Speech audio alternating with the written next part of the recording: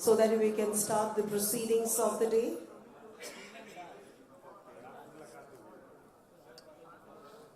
I would also request kindly put your mobile phones on silent mode.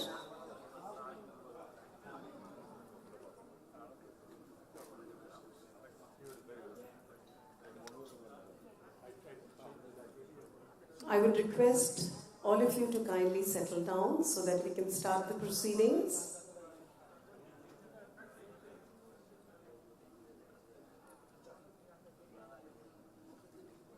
On behalf of the Institution of Engineers India, I extend a very warm welcome to our honorable past presidents, President, President-elect, Vice Presidents, Council members and all dignitaries. The first session of today's event is the 31st Dr. Amitabh Bhattacharya Memorial Lecture. And it's a proud privilege to have amongst us our speaker, Dr. R. Uma Maheshwaran, Director, Human Space Flight Center, Bangalore. May I request our President, Dr. H.O. Thackeray, to kindly come up on the stage, please. May I request our speaker, Dr. R. Uma Maheshwaran, Director, Human Space Flight Center, Bangalore, to kindly come up on the stage. A round of applause, please.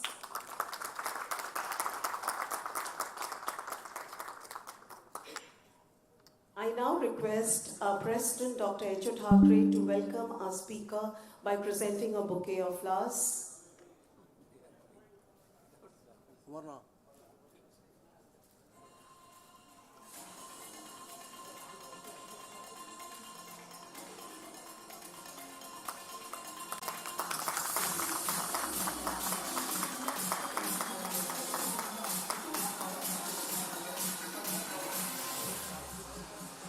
I invite Dr. H.O. Thackeray to kindly give the welcome address.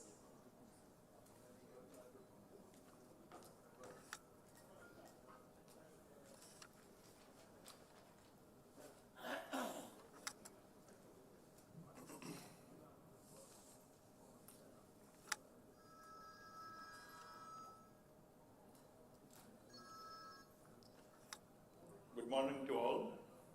Dr. R. Uma Maheshwaran, Director, Human Space Flight Center, Bangalore. Past presidents, vice presidents, my consul colleagues, corporate members of IEA, distinguished delegates, guests, ladies and gentlemen. I welcome you all to the 31st Dr. Amitabh Bhattacharya Memorial Lecture, instituted in the memory of Dr. Amitabh Bhattacharya, an eminent educationist of the country and past president of IEA. He was director of IIT Kanpur. Today we are happy to have with us Dr. R. Uma Maheshwaran, Director, Human Space Flight Center, to deliver the 31st Dr. Amitabh Bhattacharya Memorial Lecture. I now request Major General M.J. Sialiji, Secretary and Director General of the IEA, to formally present the background of the memorial lecture and also to introduce the distinguished speaker. Thank you.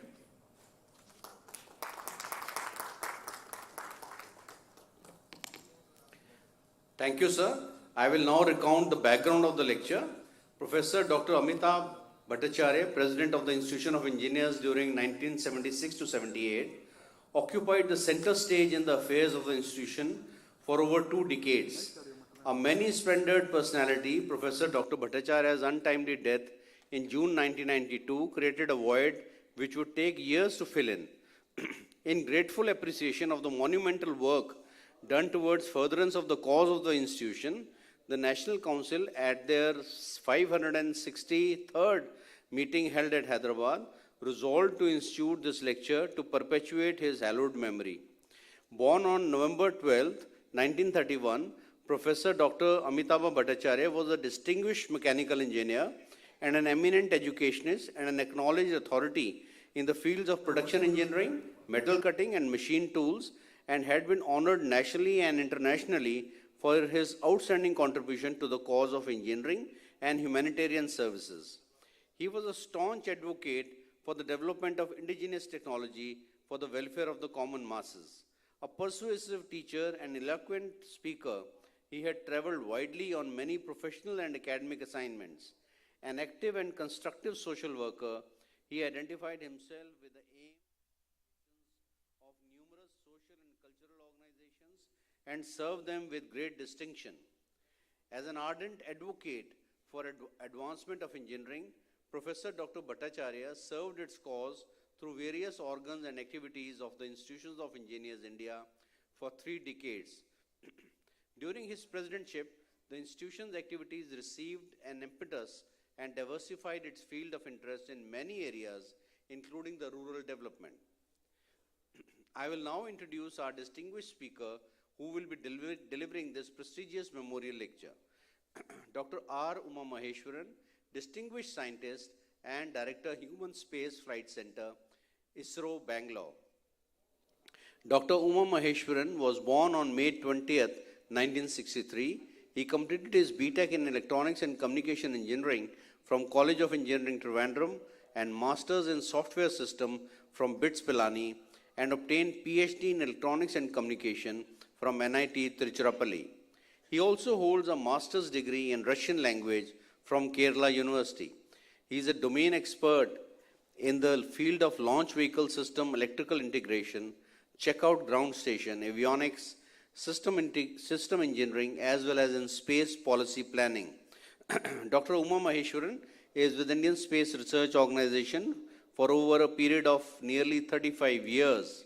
He has worked in Vikram Sarabhai Space Center of ISRO for 31 years in various capacities, including the project director of GSLV from July 14 and deputy director at VSSC in a assigned to serve as Secretary of ISRO at their headquarters at Bangalore from May to August 2018 and was later elevated as Scientific Secretary of ISRO. He has assumed charge as Director of Human Space Flight Center, Bangalore in 2022. He has immensely contributed to ISRO's international cooperation by serving as the co-chair of joint working groups with many space agencies like Roscosmos of Russia, JAXA of Japan, ESA of Europe, NSSA of Bahrain, CRTS and CRERS of Morocco, ASAL of Algeria, CONAE of Argentina, MDAI of Kazakhstan, EGSA of Egypt. He has also signed the Joint Declaration of Interest for Space Climate Observatory at Paris in July.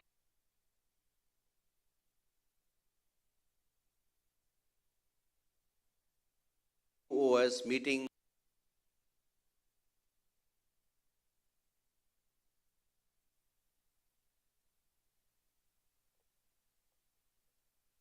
on long-term sustainability of space activity in UNCOPUOS scientific and technical subcommittees.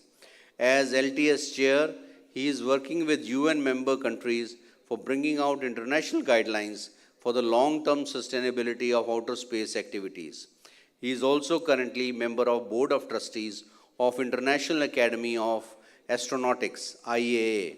Dr. Uma Maheshwaran is a fellow of Aeronautical Society of India and Astronautical Society of India, life member of System Society of India and Indian Society for Advancement of Materials and Process Engineering. He was the National Vice President for Indian Society of Systems, Science and Engineering and President of the ISSC Bangalore chapter. Dr. Uma Maheshwaran has won several awards, including ISRO Individual Merit Award 2013 and ISRO Outstanding Achievement Award 2018. He has received the ASI ISRO Award for the year 2016 and Dr. Biren Roy Space Science and Design Award from Aeronautical Society of India. I think there could not have been a better speaker to speak on this subject today. May I now request Dr. Uma Maheshwaran to kindly deliver the memorial lecture.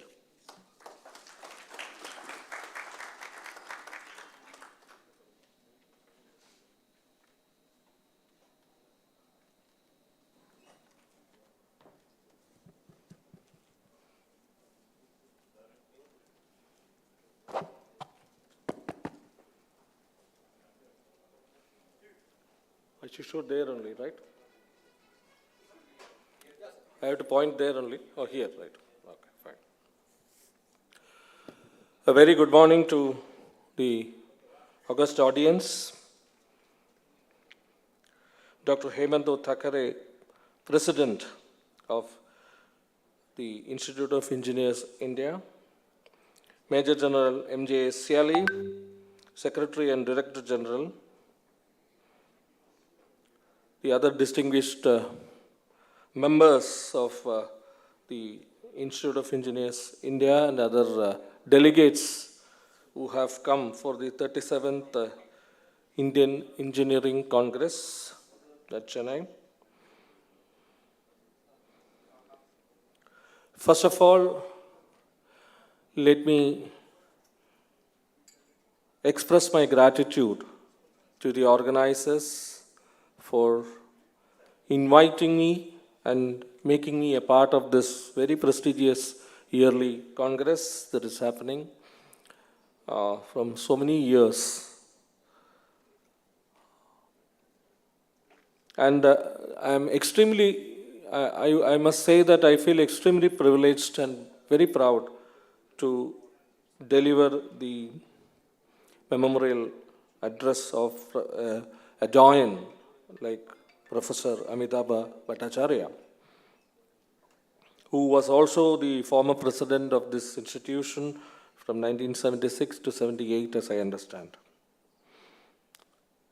Professor Amitabh Bhattacharya was a doyen of production engineering and a very staunch advocate for the development of indigenous technologies. And as my friend Dr. Venkatakrishnan once mentioned, as part of production engineering, some of his texts were basically the kind of Bible for production engineering. So, such a great person.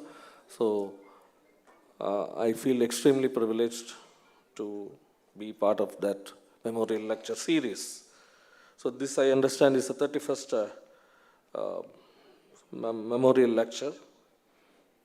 So, I also compliment the organizers for choosing a very, very relevant theme, the role of engineers for creating a sustainable and self-reliant India.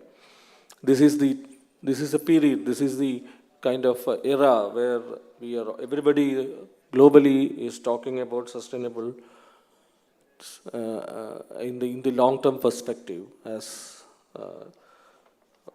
Major Siali mentioned in his introductory remark.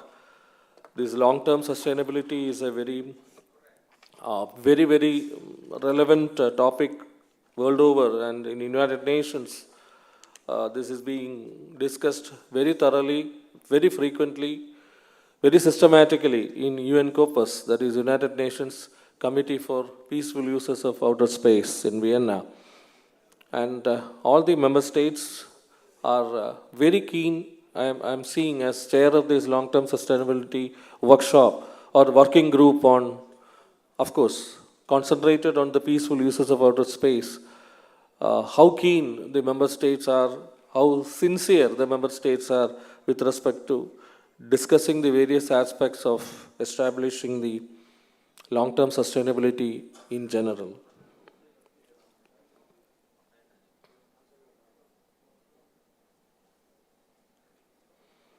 So, when we talk about engineers, all of us are engineers, and we are the backbone for utilizing the cutting-edge technologies for the development of efficient and self-reliant technological stratosphere. Engineers, with their creative talent and force and unparalleled zeal, bring about a paradigm-shifting changes in the every aspect of life. That's what we all are supposed to do, and that's what we are all doing. So basically, as I said, we need to convert the resources into products which are practically usable for the growth of economy and development. So this is encompassing all the fields, be it agriculture, be it communication, be it energy, be it minerals, be it space, be it transport. It is all encompassing. So, when you again talk about sustainability and self-reliance, both are, I would say, faces of the same coin. You need to be sustainable, you need to be self-reliant. So, you need to be technologically relevant in a very dynamic age where things of today are becoming obsolete tomorrow. You need to modernize our systems, you need to enhance our skill sets. The processes need to be in parallel with what is happening in the world, on par with what is happening in the world around, and concentrate more on utilizing the resources that is available within you, within your country, nearby. And at the same time, have out of the box thinking. Think differently. Think of impossible things and make those things possible. Everybody is praising Elon Musk. Why? Because he is succeeding where nobody has tread. Nobody has ever thought, nobody has ever got convinced that such things are possible. He dreamt and he realized that.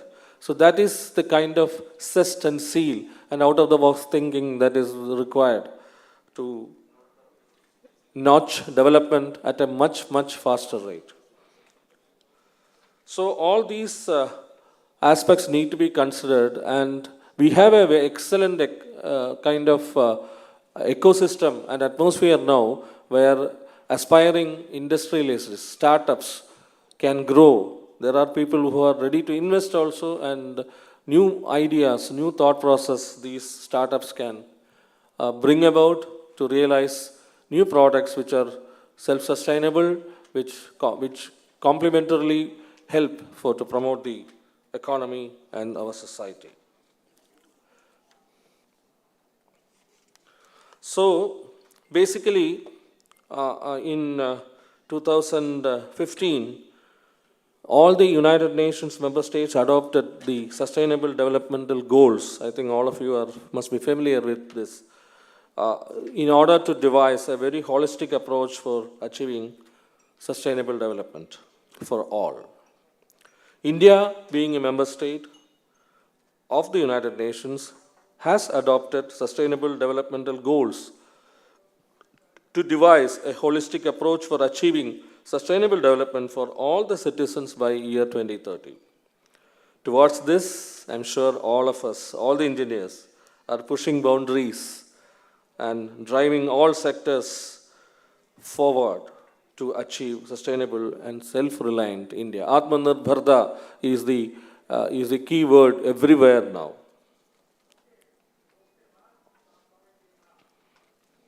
So when we talk about ISRO, I'm very proud to say that ISRO is always synonymous with self-sustainability. From the early 1960s, when we started in a humble way by launching a Nike Apache rocket from the southernmost part of Kerala in Tumba, this has been our goal, this has been our approach, as Dr. Vikram Sarabhai, the father of Indian space, declared at that time. We should be second to none in the committee of the world, committee of the nations, in converting the space data, the space technology for the betterment of our own society. This is exactly what ISRO has been following for all the past 50 to 60 years.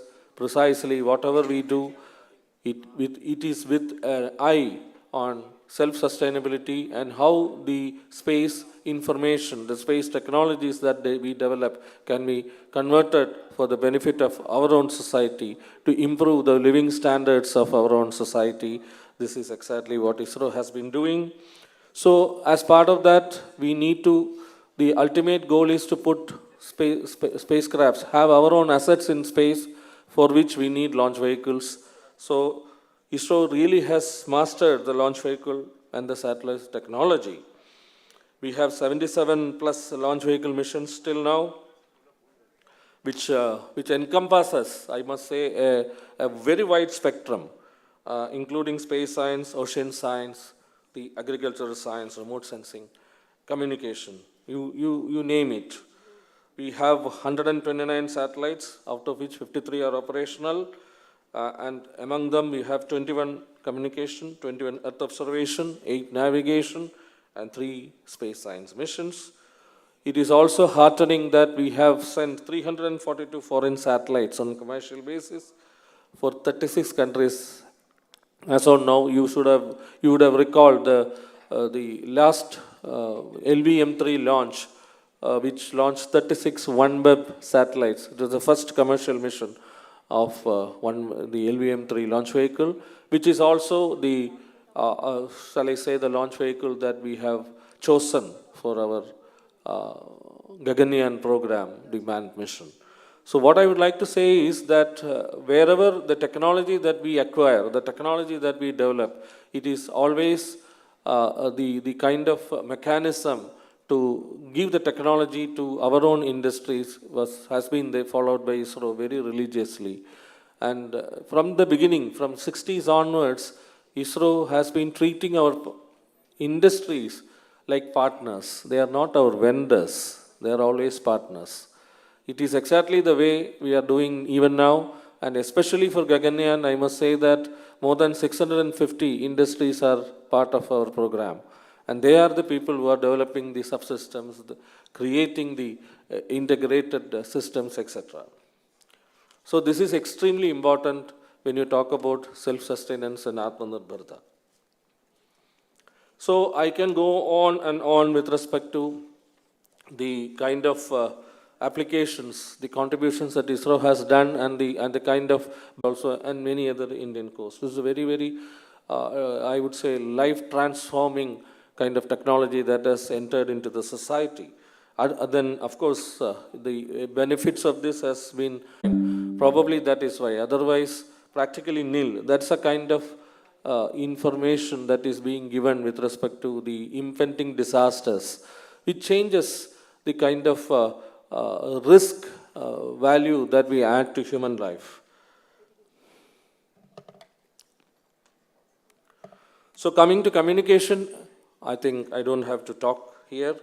Every aspect of our human life now is controlled with the classic cell phone itself becoming an appendage of your body. It is not an instrument now. It is part of your body. This is a classic example of self-sufficiency, I would say. Even if at some point of time, if some countries decide to switch off GPS or GLONASS, then we should not get stranded. This is extremely important. This also has a very, very strategic kind of application also. So having self-sufficiency in this area was extremely important, and that has added to our defense, I must say that. And the kind of applications that this provides is also mind-boggling. I have mentioned a few here. Some specific examples like the pilferage of coal, for example. It has been prevented by usage of this technology. It has been mandated by the government now that all the trucks should be enabled with Navics for tracking the moments, the unmanned level crossing. There are many such. Power grid synchronization has been extremely important, which now we are depending on our own timers. In fact, even all the launch processes are now based on this timing. I can go on and on as far as navigation applications are concerned. But at the same time, we are not forgetting the fundamental space science research, which are absolutely needed, not only for the sake of having the science missions, but also to keep up the scientific temper of our next generation. That is extremely important. We should keep up the scientific temper. We should inculcate the curiosity of the minds of the next generation, so that they can bring out of the box solutions which we seniors may be sometimes incapable of doing. So as you know, the Chandrayaan-1 mission, which also carried a moon impact probe, and we have put that moon impact probe into the moon surface, and we could detect the presence of water on the moon. This was a fantastic discovery which has been acknowledged worldwide. And Mars orbiter mission, we expected the mission to survive for 6 months, but it survived for more than 5 years and has given immense data and knowledge with respect to the atmosphere and conditions of Mars. And AstroSat, our first and the only space observatory that we have, has been making waves now, and it has so many widespread usage across the globe has been there for usage of this AstroSat data, which gives a unique solution for three wavelengths together. Actually, we have located one classic example, and we have lots of other plans. We wanted to go to Venus. There is a plan. We would like to go to some asteroids. We are going to the Sun also. So, to the Lagrange point, what we call Lagrange point L1. So, there are a lot of exciting missions ahead of us. So, with all these things, as you all know, on the 72nd Independence Day, Honorable Prime Minister announced the Gaganyaan program. That is, when India celebrates the 75th year of independence in 2022, the Indian son or daughter will undertake a manned mission on board Gaganyaan, carrying the national flag. This had been the mandate given by our Honorable Prime Minister. Of course, it should have happened this year, but unfortunately, everything was going on in tremendous speed, but unfortunately, the COVID struck, and definitely I am saying it set us back by around 2 years. Now we are gearing up. We are scrambling to make up for the last days, and we are back on track. And very soon, this is going to become a reality. I'll be talking briefly on this Gaganyaan program. In fact, even though Honorable Prime Minister announced this in 2018, the program has been started by ISRO not just on 2018. We have been working on this for the past 20 years, maybe from 2003 onwards, where one initial study team was formed to see the feasibility of whether we can really do this. And the study team gave a report, submitted a report saying what can be the configurations by which India can do this. And so based on that study report, a second study team was formed in 2007, which really strategized the program as to decide on which launch vehicle we should take, what should be the configuration, how many people should go, which altitude we should go, and all such nuances were brought out specifically by the second study team. And also at that time, we carried out a very successful experiment called SRE, Spacecraft Recovery Experiment in 2007-8, which would be similar configuration of a crew module was taken in PSLV launch vehicle. It went to orbit.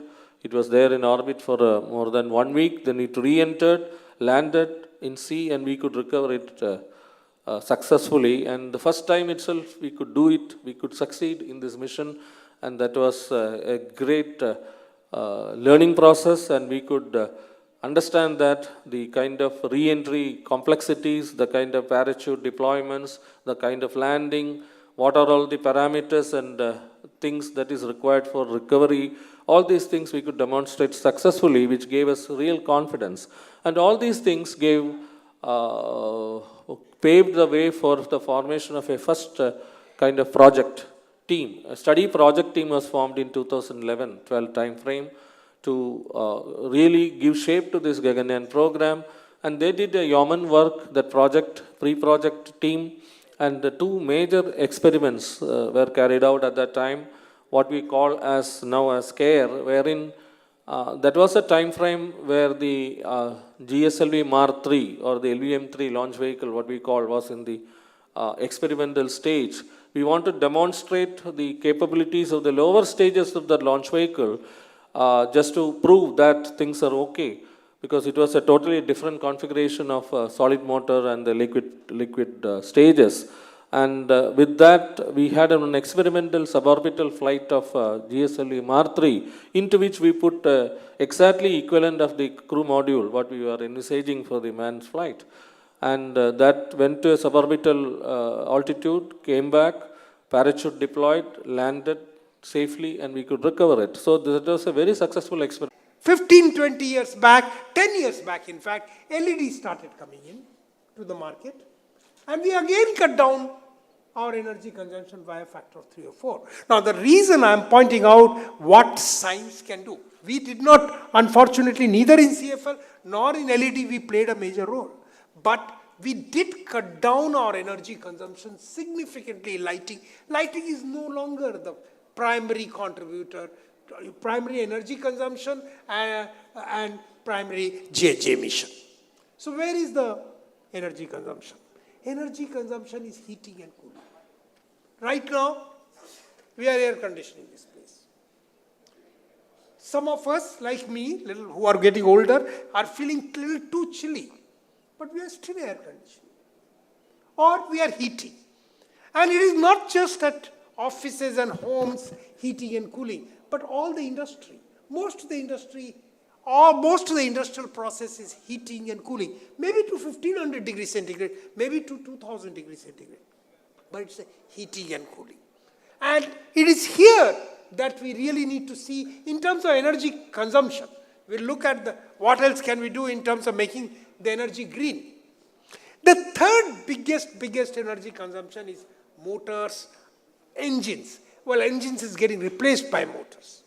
Even while it is getting replaced, it will dominate. Everything. Even in fact, an air conditioner uses motors. A refrigerator also uses motors. The fourth largest energy consumption actually comes from electronics, simply because the number of electronic devices have gone up like anything. But fortunately, I remember when we were students, we used to work at 12 volts, then we started working at 5 volt, and then that 3.7 volts, and then 3.3, and then 2.8 and 2.3. And as we go down on voltage, the energy requirement goes down to the square of that. So individual devices do not consume too much of energy. Where is the energy largely consumed? In data centers. In this cloud that we talk about. We are now getting everything, pushing everything to cloud. That's where huge energy consumption. But even there, the primary energy consumption required is in terms of cooling. So back to heating and cooling. Heating and cooling and motors and engines are going to the primary place we need to really make a difference. Fortunately, the energy transition is here. So the fossil fuel-based coal and oil, we have an alternative in terms of solar and wind power. Remember, solar power even 10 years back would have been too expensive. Wind power would have been too expensive 15 years back. Probably didn't exist 25 years back. Today, solar and wind dominates and is the lowest energy consumption. Energy management will play the key role. I'll talk a little bit more about it. Particularly because solar and wind is not 24/7. When you are using fossil fuel, diesel engine, petrol engine, where you're using even coal, you can turn on and turn off. Not so. You can't turn on and turn off sun. You can't turn on, turn off wind. So what do? And it is here, this one world, one grid will also play an important role. I'll talk about it towards the end. So what can be the strategy for India to move towards net zero? I have already assumed that we'll try to optimize the energy usage. First, move to solar and wind as much as possible. Number two, try to reduce the energy consumption in heating and cooling and in electric motors. That we will do. But what exactly should be the strategy? And how long can we do? Can we actually do this by 2047? And I believe science and technology is ready to do that. Let me start with, how does science and technology really, in any area, and I'm specifically going to talk in this area, what steps that it needs to go through to really make a difference? The first step is, of course, basic research. Identify technology and carry out R&D and prove the science. This is something that we are all used to doing in the labs. Very often we scientists stop there. We publish our papers. That does not impact the society. What we really need to do is the next step, a somewhat larger pilot. improving the science to making it technologically scalable and economically viable. That it makes economic sense. This is what we need to do by carrying large-scale pilots. And objective of the large-scale pilot, that if I have generated 100 watt of energy, watt hour of energy storage in the lab, can I make it a gigawatt hour? And when I make it a gigawatt hour, will it be cost effective? If I am not able to do that, then till then, that science is not useful. I have to probably keep developing newer science. Of course, the third step is early implementation. The early implementation, the scientists play less of a role. It's a business which will be playing the role. And it will, because it's not yet gigawatt hour, and therefore it will be a little more costly. Some incentives will require. Some government policy will play an important role. It's a building a market. Fourth stage, you'd have to do nothing. Things will just go on, like it has happened in solar and wind. I remember 15 years back when the first solar was being put in at 18-20 rupees per kilowatt hour. And that time it looked impossible. Today, it is less than 2 rupees per kilowatt hour. You no longer have to do anything. Same thing is with wind. So once you go to stage 4, things are done. So the role of scientists and technologists has to be to help work with business. And there is industry and academia partnership comes in. So to take it from stage 1, what they do in the lab, to stage 4. And this is the key goal that needs to be done. What are the areas? And what can we do? Now, I have put towards a list of what is possible in 0 to 5 years, all the way to scaled commercialization by India, with or without external partnership. I believe this can be done even without partnership. Partnership there we may accelerate. 0 to 5 years, 5 to 10 years, 10 to 15 years. Solar, wind, grid storage. Solar and wind has happened. Grid storage will play an important role. The chilled water storage and battery storage. Because solar wind is not 24/7. Unless you store the energy, you will not be able to use it. Energy efficiency has to play a major role. Next 5 years is crucial for that. Strengthening transmission and distribution grid, hydroelectric storage has kind of happened. Electric two-wheeler and three-wheeler. In last 2 to 3 years, we have made this happen. I'll put up one slide about it. In fact, it is in 2022 that the confidence has come in India that two-wheeler and three-wheeler electrification will happen. Energy management system will play a key role. The things that we will not be able to do in 5 years, but by 26, 27, we can start doing is long-term energy storage. Zinc air, I'll talk about relevance of that. Ocean wind power tidal energy is a tough one because our progress has been slow. What can we really achieve is not clear. But if it is to be relevant, it has to be achieved in 5 to 10 years. Larger EVs and freight transportation will happen in 5 to 7 years' time. Green hydrogen, production of green hydrogen. Then use of green hydrogen for ammonia production. Then use of green hydrogen for cement production. And use of green hydrogen for iron and steel production. All this is possible to reach scaled commercialization where no incentives will be required. All 4 stages would have gone through in less than 10 years, 7 to 8 years, 10 years. And this can happen in India. Of course, a lot of work has to be done. Carbon capture, but it won't be.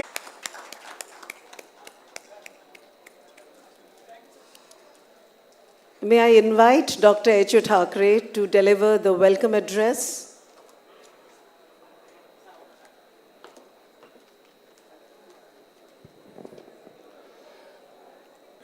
Mr. Ganesh Mani, President and CEO, Ashok Leyland, past presidents, vice president, my council colleagues, corporate members of IAI, distinguished delegates, guests, ladies and gentlemen, I welcome you all to the 48th Bhai Kaka Memorial Lecture instituted in the memory of Shri Bhailal Bhai Patel, a guiding star to all social workers towards rural upliftment in the country. Today we are happy to have with us Mr. Ganesh Mani, President and CEO, Ashok Leyland, to deliver the 48 Bhai Kaka Memorial Lecture. I now request Major General Sehali ji, Secretary and Director General of the IEI, to formally present the background of the memorial lecture and also to introduce the distinguished speaker. Thank you. Thank you, sir. I will now recount the background of the lecture. The prestigious Bhai Kaka Memorial Lecture was instituted by the institution in the memory of Shri Bhai Lal Bhai Patel, popularly known as Bhai Kaka. Born in 1880 at Sirsa, Gujarat, Bhai Kaka took the LCE diploma in 1911. He joined the Public Works Department of the Bombay Presidency and was then appointed as engineer in the canal section of the Sukur Barrage plan, the successful completion of which brought him an invitation from the government of Afghanistan to work there as the engineering advisor. But Sardar Vallabhbhai Patel insisted on his joining as the chief engineer in the Ahmedabad municipality. In 1942, he came to Anand, Gujarat and established the Chaurattar Vidya Mandal, and as its chairman, his efforts resulted in the establishment of the Sardar Vallabhbhai Vidya Peeth in 1955 with Bhai Kaka as its first Vice Chancellor. May I now introduce our distinguished speaker who will be delivering this prestigious memorial lecture, Mr. Ganesh Mani, President and Chief Operations Officer, Ashok Leyland, Chennai, is a mechanical engineer and a double gold medalist in his management degree in Operations and Finance from Management Development Institute, Gurgaon. Mr. Mani has over 3 decades of extensive work experience with Maruti Suzuki and Hyundai Motors, India. He was former Vice President of Production Division in Hyundai Motors, India. Being a process-driven strategic leader, he is said to be a pioneer in innovating new ways of operations and challenging the conventional methods. Dr. Mani has 7 patents and copyrights to his credits for his special manufacturing processes. He is currently serving as Vice Chairman, CII Chennai Zone. He has also won various awards in the industry-wide forums and competitions. He was a part of the winning team of National Management Games by All India Management Association in Asia Pacific Championship and also the national champion of the coveted All India Management Association National Competition of Young Managers. He is a 5 times winner of various modules of Niti Lakshya on the job Young Achiever Award. I think we could not have found a better speaker than him to deliver the Bhai Kaka Memorial Lecture. May I now request him to kindly deliver the same.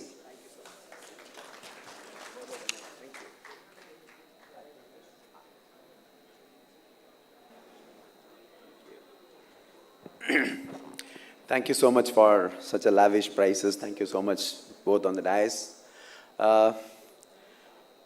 Good morning, everybody. It's such a lovely morning, such a lovely weather in Chennai. I think those of you who have traveled from Delhi, you would understand. Today, Delhi is shivering under less than 6 degrees, I heard. So I think you will have a great time in Chennai in the next 2 days. Welcome to the lovely city of Chennai. This month being a very auspicious month, how many of you would have been woken up by morning 4 o'clock prayer, songs from the temples which are next to your hotels? But this entire month is one fantastic period to be in this part of the world. Okay, thank you very much for inviting me for this such a prestigious institute, which I am fondly associated with. I'm also done my AMI at one certain point of time, being as a foundation course, and I graduated from here. That way, my personal gratitude to the institute coveted, which made me what I am today.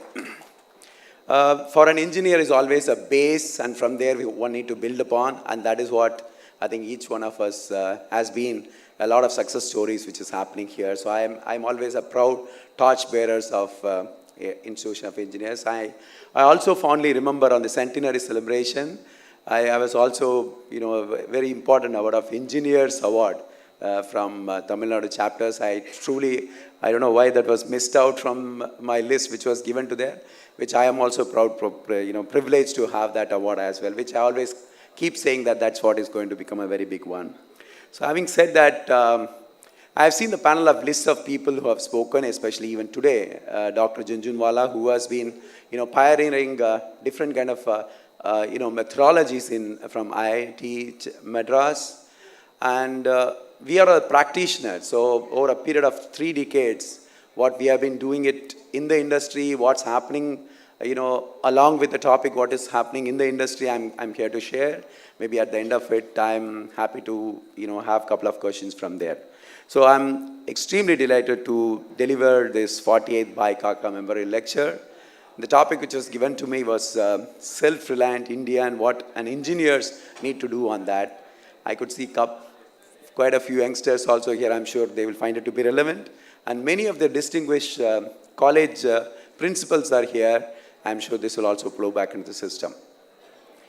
To begin with, of course, the policies of powerful economies, we are proudly taking the place by 2070. Honorable Prime Minister himself announced at 2070. But whatever, I believe that we are going to achieve this much, much earlier than many of the other developed countries. That's what the positive feeling I always have for this. I'm sure each one of you would be also endorsing the same. And he also made 5 different pledges, which we are all fondly part of it, being a part of multiple associations, being a part of industry, being a part of industrial associations, it's a CIAM or CII and all the other things. We are working on how we are going to make sure that this process can be sped up and in a way that also contributes a whole lot of possibilities to GDP growth as well. And we as an industry, we're going to work on that. Honorable Prime Minister also make it transformative policies in India to become self-reliant on these 5 pillars of self-reliance in terms of economy, in terms of infrastructure, system technology driven, demography, which is extremely good, and wherever I go throughout the world, I keep proudly talking about how demographically great diversified, and which is the biggest part of, biggest plus point of our India as well. And demand is one thing entire world is watching.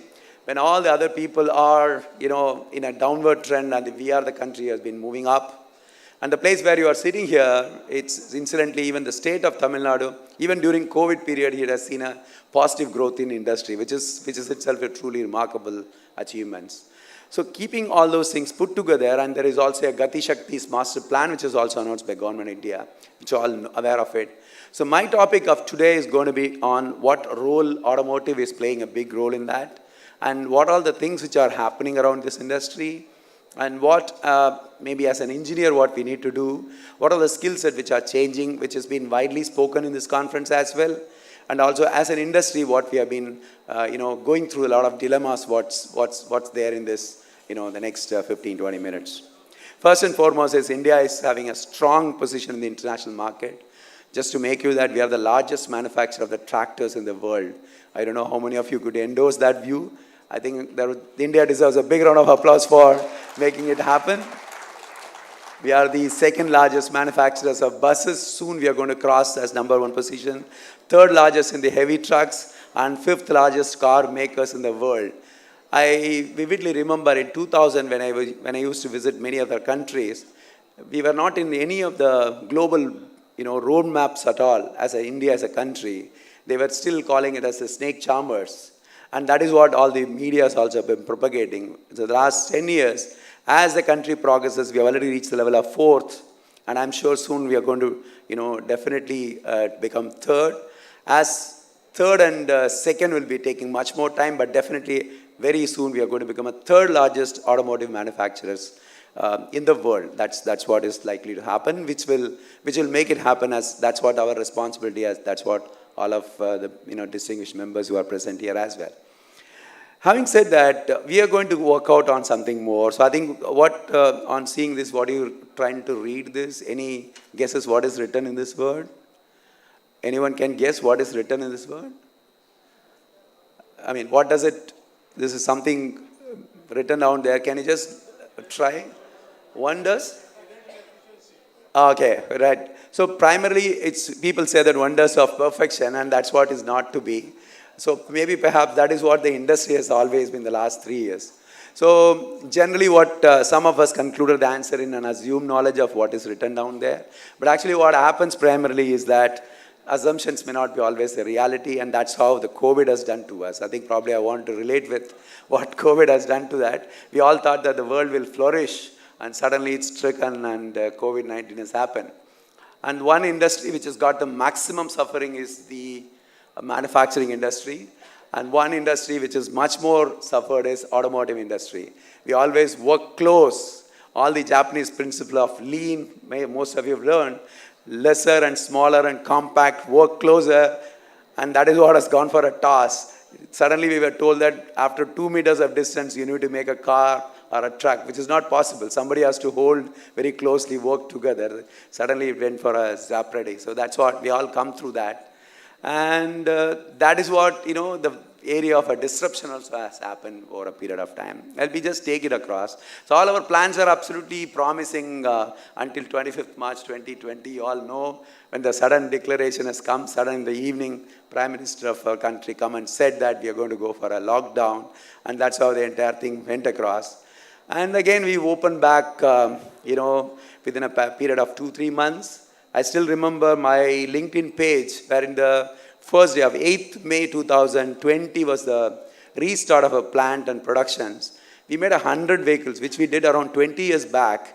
And there was more than 10 million people liked that particular post, which was very, very uncommon probably on a normal day. So when we restarted, I think manufacturing and automotive was the first one to restart the economic growth of this country also. That way, we also played a bigger role in that. But suddenly it came up something called as chip shortages, which we also never heard of. What is this chip? We used to wonder, but suddenly it has come, and further also in 22 it's happening. I'll just take you through a couple of slides on what does it really matter, how does it keep. So any vehicle which is happening, which is likely to happen, there are 100 different microprocessors running more than 10 million of lines of codes, making the vehicle software complex, and even the Boeing of 787 Dreamliner. Somebody used to say that, when the Intel came, people used to say that Intel inside. So the Intel inside engine was outside. That was long way before. That was combined together. Now the entire engine has gone now. EVs are coming across. We are trying to still find out what is exactly happening to the engine and so on and so forth. So I'm going to talk about that also, which in a way, work out on various principles of difficulty. We were just gradually limping back. Suddenly this has occurred. And our suppliers come and said that 90% of neon is coming from Ukraine. We thought that we are not even dependent on a small, tiny country.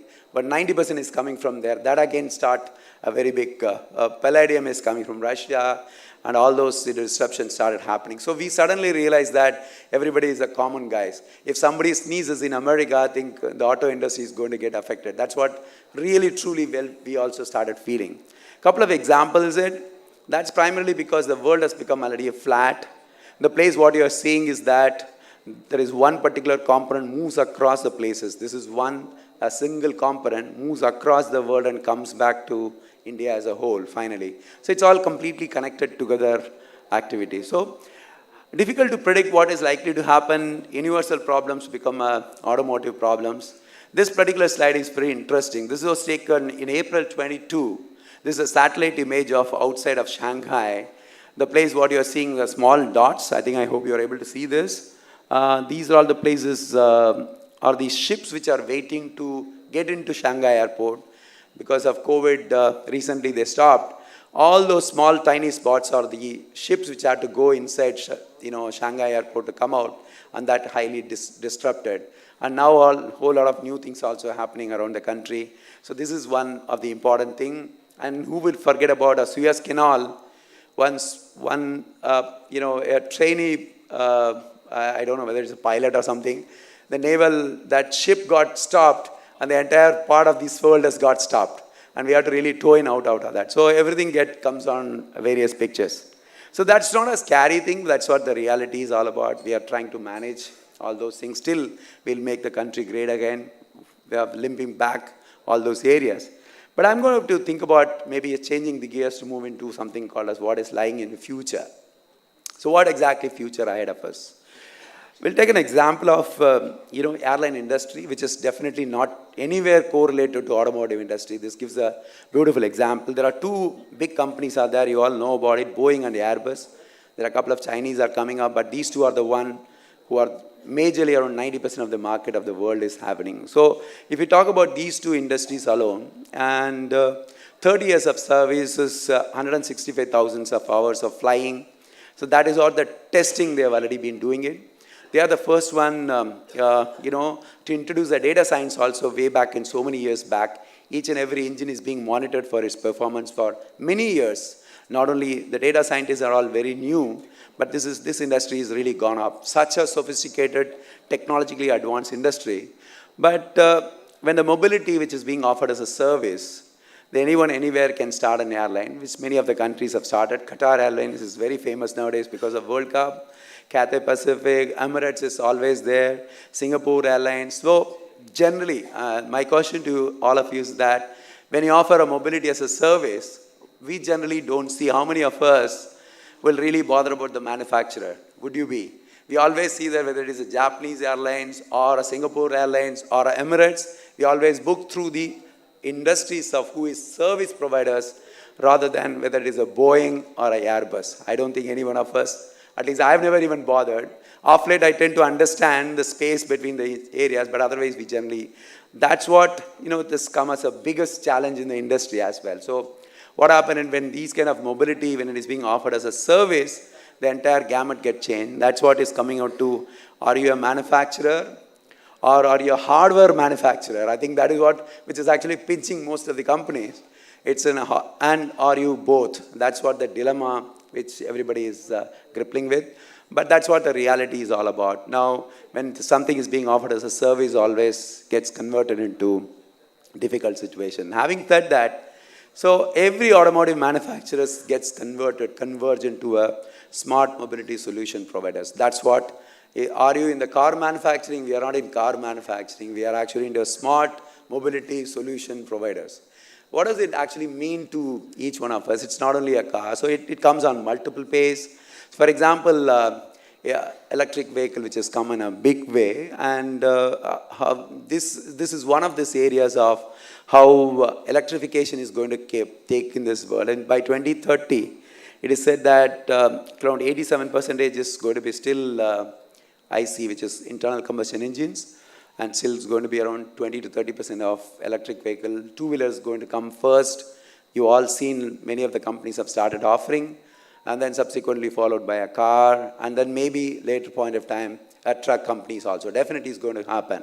But this is not an end of it. So this is what things will always coexist in India, 2035, 2040. Whatever it comes across within the gamut of net zero, how we are going to make our energy efficient, how suddenly, day before yesterday, a nuclear scientist of America has declared that nuclear fusion is creating a very good possible form of energy. Who knows that within maybe 5-6 years that is also available. So we all start working about energy of that. So it gets quickly realigned as far as cost is concerned. So, and the biggest difficult part is this. What is going to be the mix, what we are going to make it? So when you say the 95% of petrol, diesel, traditional driven car vis-a-vis EV, and then it moves into 50-50 and at certain point of time 5% of IC and 99. Similarly for trucks, you have all the three things put together right now available in terms of 95, then 50 and then 5. Then I've written also a now, long term and future. That's what the question mark like. What is the definition of now? What's the definition of a long term? Long term, how long is long? How short is short? We have no idea. That depends on how the ecosystems are getting developed around us. And most importantly, hydrogen ICE. That's another thing which is coming up. There are big companies in India, they have already announced that they will make hydrogen available to us very soon at a much more affordable cost. So when you start thinking on that, now that we have moved into something called as connected vehicles is one area where the one which are written there in terms of vehicle-to-vehicle communication, vehicle-to-infra communication, vehicle-to-pedestrian communication, all those things come. And there is a big CAGR of close to 19% possible.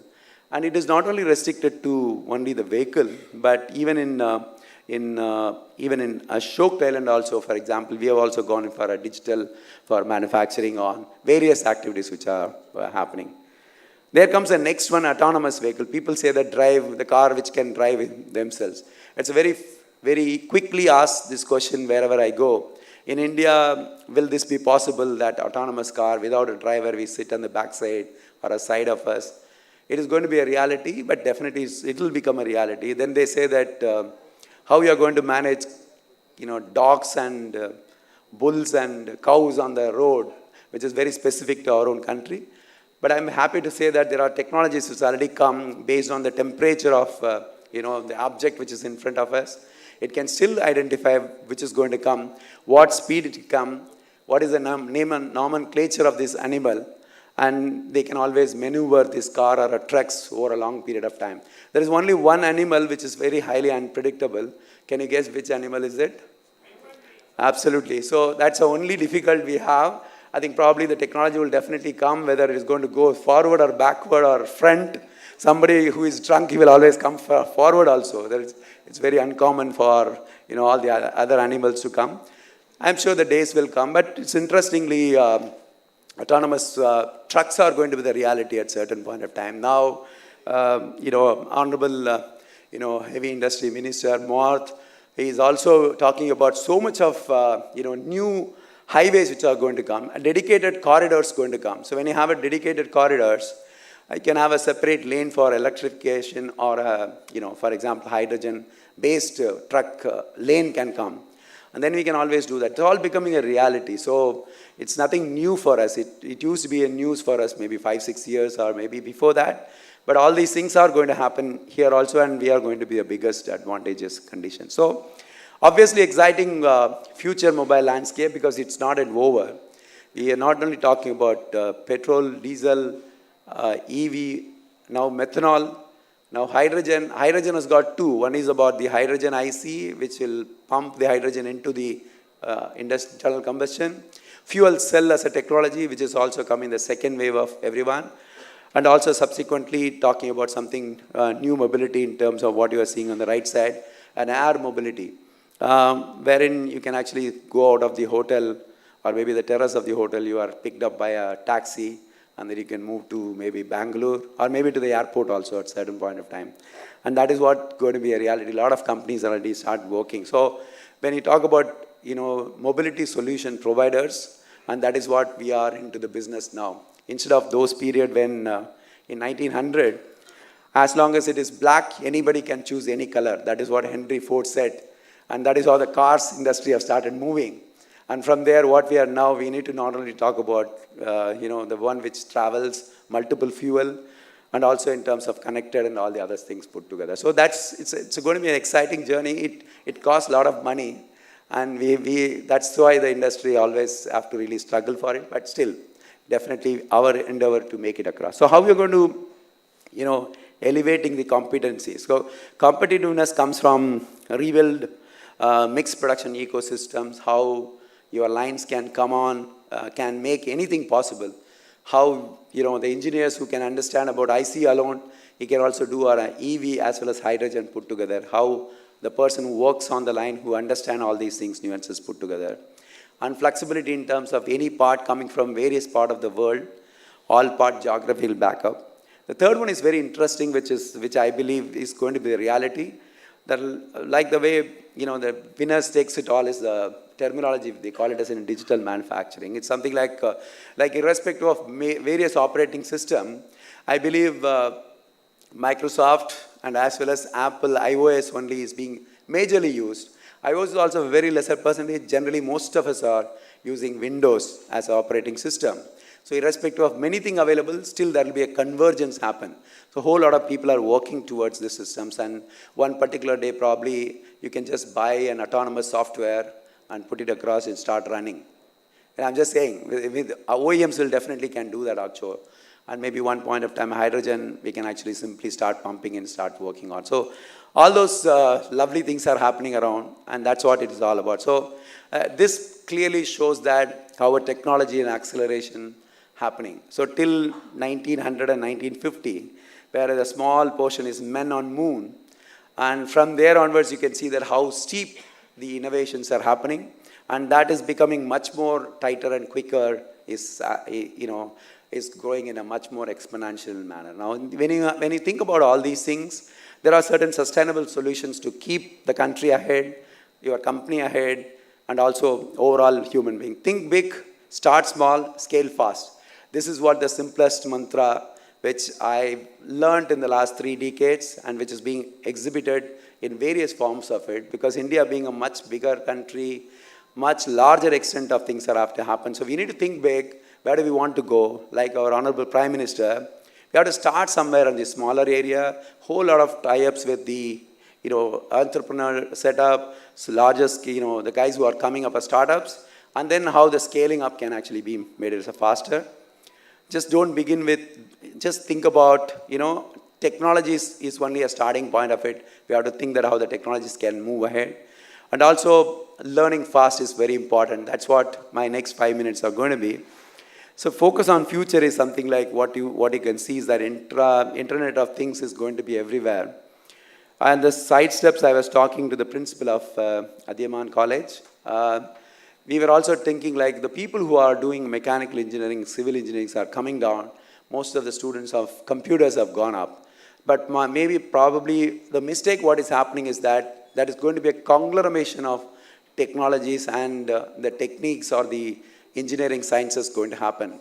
Basically in a mechanical engineering who is get expertise on the computer vision and computer technology can do much better than a person who does only computer science and comes into manufacturing. That's what one of the biggest mistakes our younger generation does. I can see a couple of younger generation here.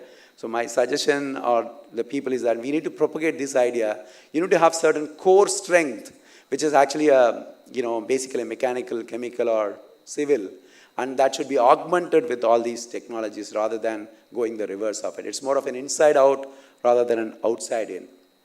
And similarly, when it is a skill needed by the people, physical manual skills are coming down drastically, which is a good sign.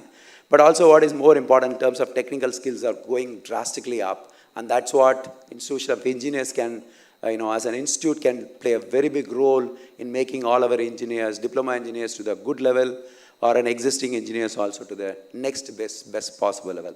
That's what my other point is. The question to all engineers here, including all those ages, when was the last time you did something for the first time? This is a question every day morning if someone asks. And if you are able to answer, the period is less than a week, you are in the top-notch players. If the answer is less than a month, probably you are in around 20-30%. If it is a lot more than 6 months, probably you have to go back to drawing board and start doing something new. So as an engineer, are we learning something new, irrespective of age, whatever you are in? I think this question is one question which I've been always asking my boys and girls in the company, which I also ask myself and make sure that how quick and better I can keep learning. And that's what it is. So probably I keep on saying that from accountants to analysts we need to become.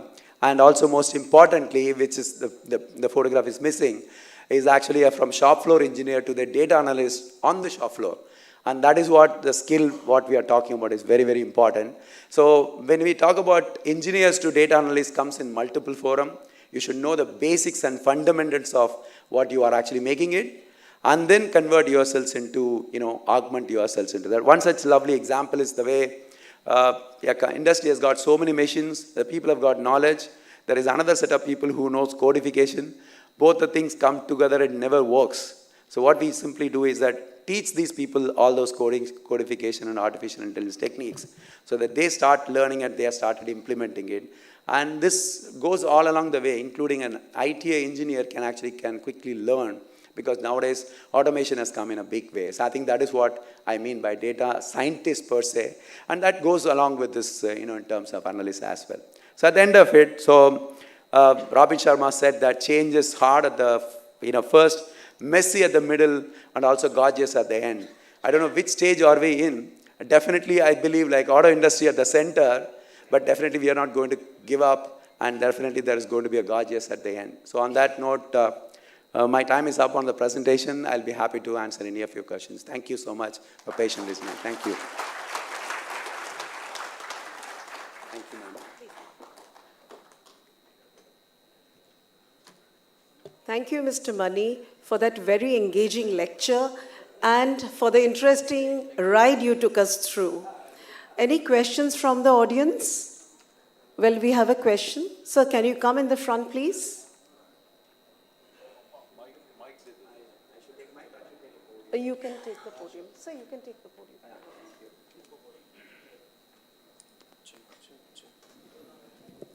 Check. she wants a mic. Probably she's come to ask me directly here. Please go ahead, ma'am. You can use this mic also. Good morning, everyone. Sir, I am Dr. Leelavati, Department of Civil Engineering, HOD in University College of Engineering, Dindivanam. So, actually, in my department, the admission is less. So, what I thought is that is basic engineering are left and society is moving forward CSE and IT. What we should do to make the people to choose equally the all departments? Correct. What we should need to do? So it goes in, I think the question is appreciated by all of them. Probably they are also endorsing. So it comes in 3 phases. One is that as a, the responsibility starts with maybe the institutes first. Because they know they have got a lot of connect with the industries. Make sure that right at the beginning, before the children start opting for, any kind of streams, I think we should call industries and say that what is the importance of a core. I think in case if they come and ask them to give a talk, I think that will be easy for them to do it. But before that itself, most of the children have decided. I think that is what the dilemma you have, right? So I think probably as a parent, some more, the job comes into. The parents decide.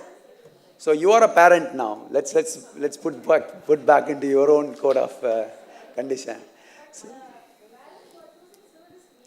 correct. Absolutely. Absolutely. So maybe, it starts from the cine industry. We should make more movies of mechanical engineers and civil engineers, heroes and heroines maybe. That's what probably will happen. Nowadays we find a lot of heroes and heroines are becoming software guys, right? Correct. That's right. So what happens is, that is what the lack of understanding happens.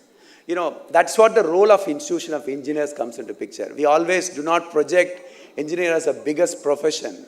Probably we need to add a lot of glamour to our, the title. Hardly we put ER as in front of suffix. So even today somebody asked me, should I put a doctor or a mister? I prefer mister. I should have put ER here because being an institution of engineer guys itself. So maybe probably that is what one area I think we should all do it. And secondly, probably we have to reach up to the families and friends that what is important for the society.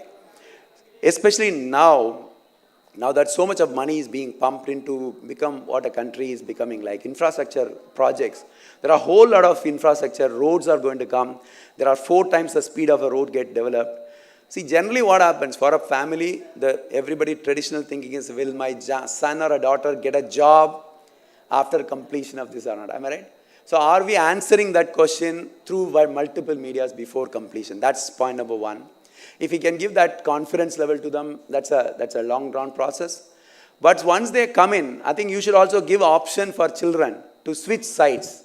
There are a lot of places, IIT and a lot of places, they give an offer to have a switch from one place to other.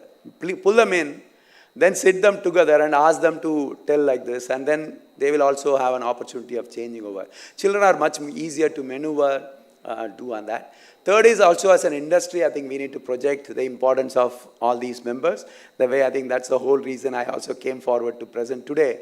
And I've been propagating this methodology of be an engineer first, then you become a software engineer. One of my sons is doing software engineering. He gets very offended when I say this. But again, I still tell him that you need to become a basic level of a core engineering, then move on to some kind of codification. So that's what it's all about.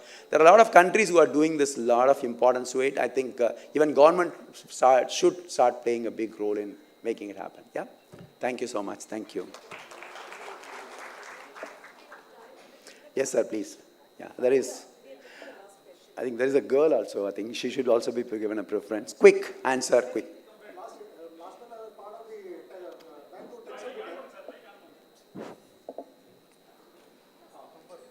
Is it okay? Oh, okay. I was part of the tech summit. It was a global transportation and oil mechanized mobility. Okay. One feedback from Metro, MD from Bangalore Metro, is that all infrastructure is being done, only 45% utilities coming, public are using. For example, on road, we can't expand a city, we want everything. And people are buying cars, 6 cars, 6 people are traveling. Drivers are not having work. So the same, if it is replaced by a metro coach, a first class coach, 60 people can travel that. Correct. See, that 6 car owners, they are investing in 5 crores, but they are not investing in infrastructure. Correct. People should have common sense. How you will take it as a car manufacturer? We don't want cars inside a city. But, we want 100% people should use one, because they are also standing in a queue. Absolutely. They are, what sense it makes? Civilization is common sense. They buy a car for 5 crores, but the infrastructure is, everyone is investing in infrastructure. Correct. He is not paying 1 rupee extra for the infrastructure. Correct. Infrastructure is everyone's. Even a Absolutely. laborer pays the infrastructure. Absolutely. You are right. Yes, we will have to replace all the 6 cars, BMW cars inside the city. They outside the city they can, because it should be scaled. When there is condition. Absolutely right, sir. See, what happens is about 100% public utility where expansion is not possible. Absolutely right. I think what you're saying is true. I mean, we are talking about it, engineers being more developed here, which comes from multiple areas of activity. So there is a question from both of quick, sir. I am from a power mining industry, NLZ India Limited. I have a question. Now the engineers are recruited based on GATE score.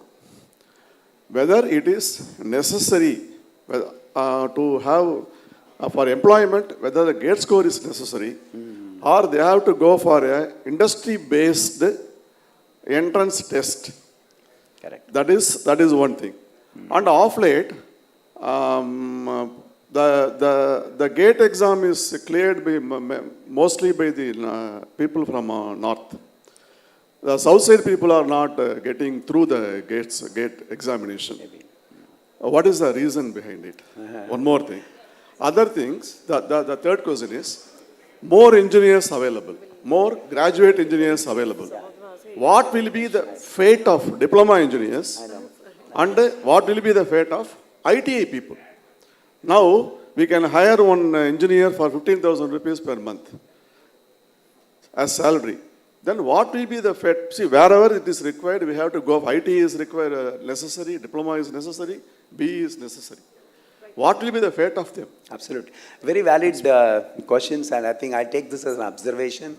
The people who are there, distinguished members, please do consider this. Yes, ma'am. Yeah. Good morning. Good morning to all. I am Harshita from Satyabama University and I'm third year student. So, after my 12th standard, when I joined the college, there was a lot of bridge between what I learned and what I've expected to learn. So how do you bridge the gap for the students? Because the NCERT level, after studying the 11th and 12th, it takes as of a deep dive into the deeper subjects. So how does one cope up with the depth of the subject is what I'd like to ask. So before choosing what you want to study, is the question? And not just that, I'm from the Department of ECE, but then I do have other interests because I've joined myself in EBAHA and all that. So I would like to have the freedom, like you said, to switch between, departments. So how do you bring that into us? Probably I can answer in a single liner that internet is one of the finest treasure of wealth. If someone wants to really do what they want to understand, there are hundreds of possibilities, because being a father of 2 sons, I also approached the same thing to really find out is there any other opportunities that are available. Probably as a students, you guys are much more digital savvy. That is one thing. But having come to college, I think college will take care of you to matter your needs. Okay? On that note, thank you so much, ladies and gentlemen. Thank you. Thank you. Thank you, sir. May I now request our President, Dr. H.O. Thackeray, to kindly honor our speaker by presenting a shawl and a plaque. Sir, 1 minute, sir. The last question, sir. What is the possibility of expandable cars, sir? Yeah, instead of 4 people traveling, I can able to see in the cities, only 1 people is traveling. Okay, that is actually making more carbon dioxide emission and other things, since you all people I understand your question. So basically, there are a lot of ride sharing, car hailing, a lot of options are coming up now. I don't want to share my car. Oh, I don't want to share my travel. If I want to go alone, it should be only single space. Single space car. If it is 2, it should be only 2 space. Okay, if fair it enough. is 4, So let's take a quick poll. How many of you want a single person driving car? yeah, everyone, sir. There are 4 people who are choosing. No, so, they are actually the carbon dioxide people. Emission so the moment this 50% of the hands goes up, we'll make a car for you and truck for you. Okay? No, I am asking on the expandable car. Definitely. Yeah. Thank you everyone for the questions. It was a very interesting session. Now may we give a round of applause to our speaker.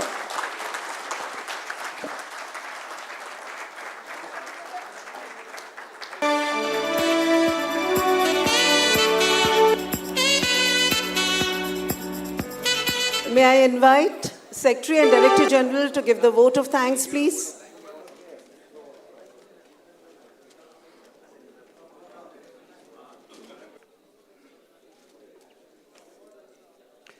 Mr. Ganesh Mani, President and Chief Operating Officer, Ashok Leyland, Chennai. Dr. Hemant Thackeray, President of the Institution of Engineers.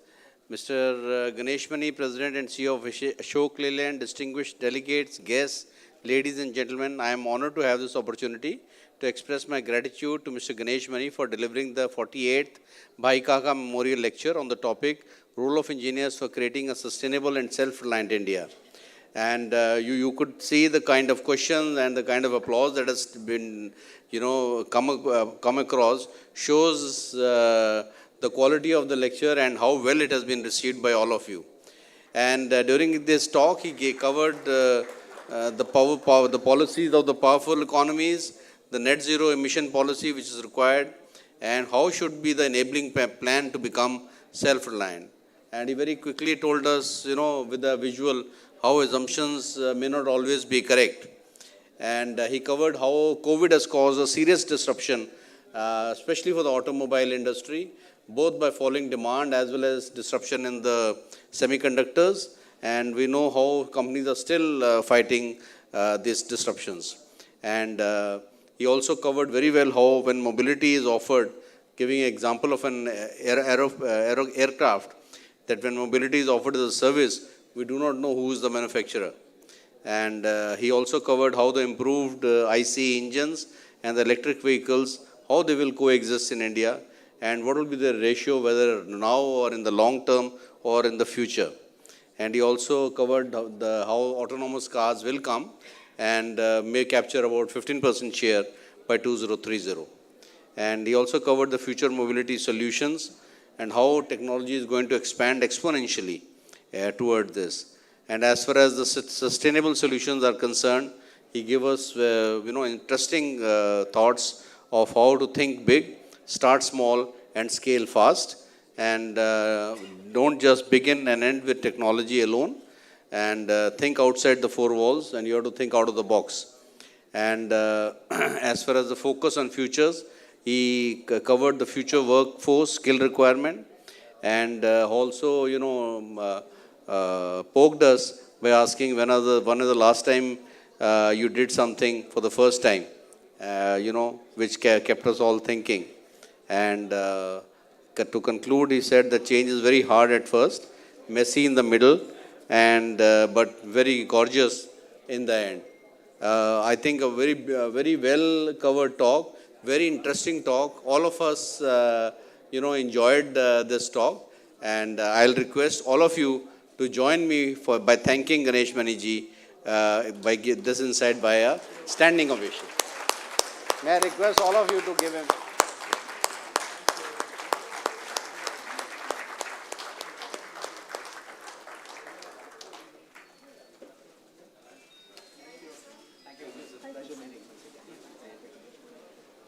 Thank you, sir.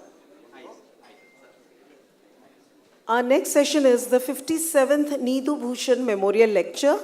Before that, we have two announcements. The technical sessions are going to be held post-lunch in hall number 2, 3, and 4. The WFEO CIC session, a technical session under the auspices of WFEO, CIC will be held in the same venue in this very hall from 3:45 p.m. to 4:45. So we would request those who would like to attend, please do attend this session.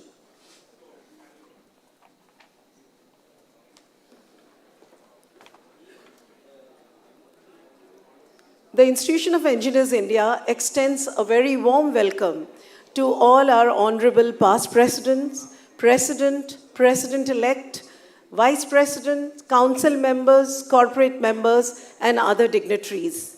Our next session is the 57th Nidhu Bhushan Memorial Lecture, and the speaker is Dr. C. Velan, Chief Executive Officer, Capital Land Limited, Chennai. May I request our President, Dr. H.O. Thackeray, to kindly come up on the stage. A warm welcome to Dr. C. Velan, Chief Executive Officer, Capital Land Limited, Chennai, our speaker. Please, sir. May I request our President to kindly come up on the stage, please?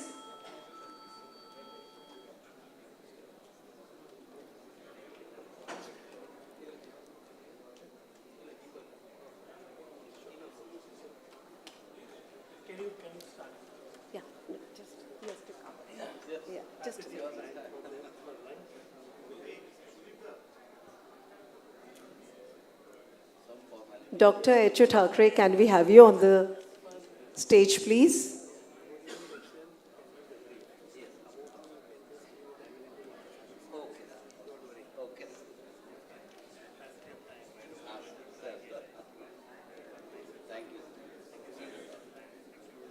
Yes.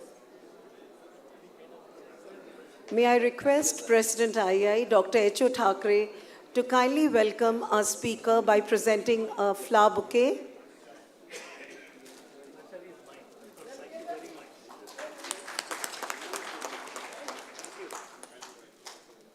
I request our President II to give the welcome address, please.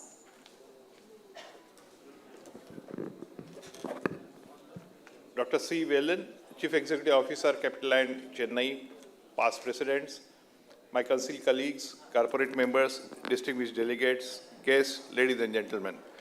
I welcome you to the 57th Nidhi Bhushan Memorial Lecture instituted in the memory of Sri Nidhi Bhushan, a renowned metaphysicist of the country. Today we have with us Dr. C. Velan, Chief Executive Officer, Capital Land, Chennai, to deliver the 57th Nidhi Bhushan Memorial Lecture. I now request Major General Sayali, Secretary and Director General of the institution, to formally present the background of the memorial lecture and also to introduce the distinguished speaker. Thank you. Thank you, sir. I will now recount the background of the lecture. The prestigious Nidhu Bhushan Memorial Lecture was instituted in 1966 by the illustrious metallurgist cum philosopher, late Professor Guru Prasad Chatterjee, in the memory of his father, late Nidhu Bhushan Chatterjee.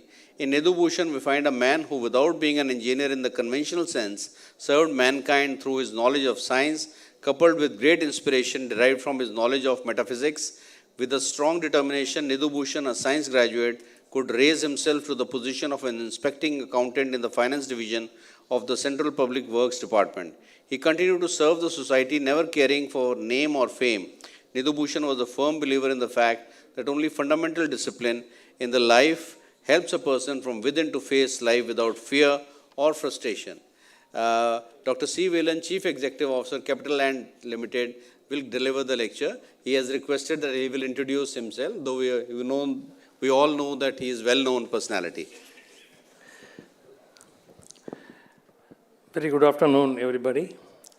First of all, thank you very much for the Institution of Engineers and the memorial lecture opportunity. I requested to just pass this introduction of mine because I thought I will introduce of various situations in the recent past. I'm just an answer to that particular question myself. Because, my dear friends, I started my career after completing the diploma in civil engineering.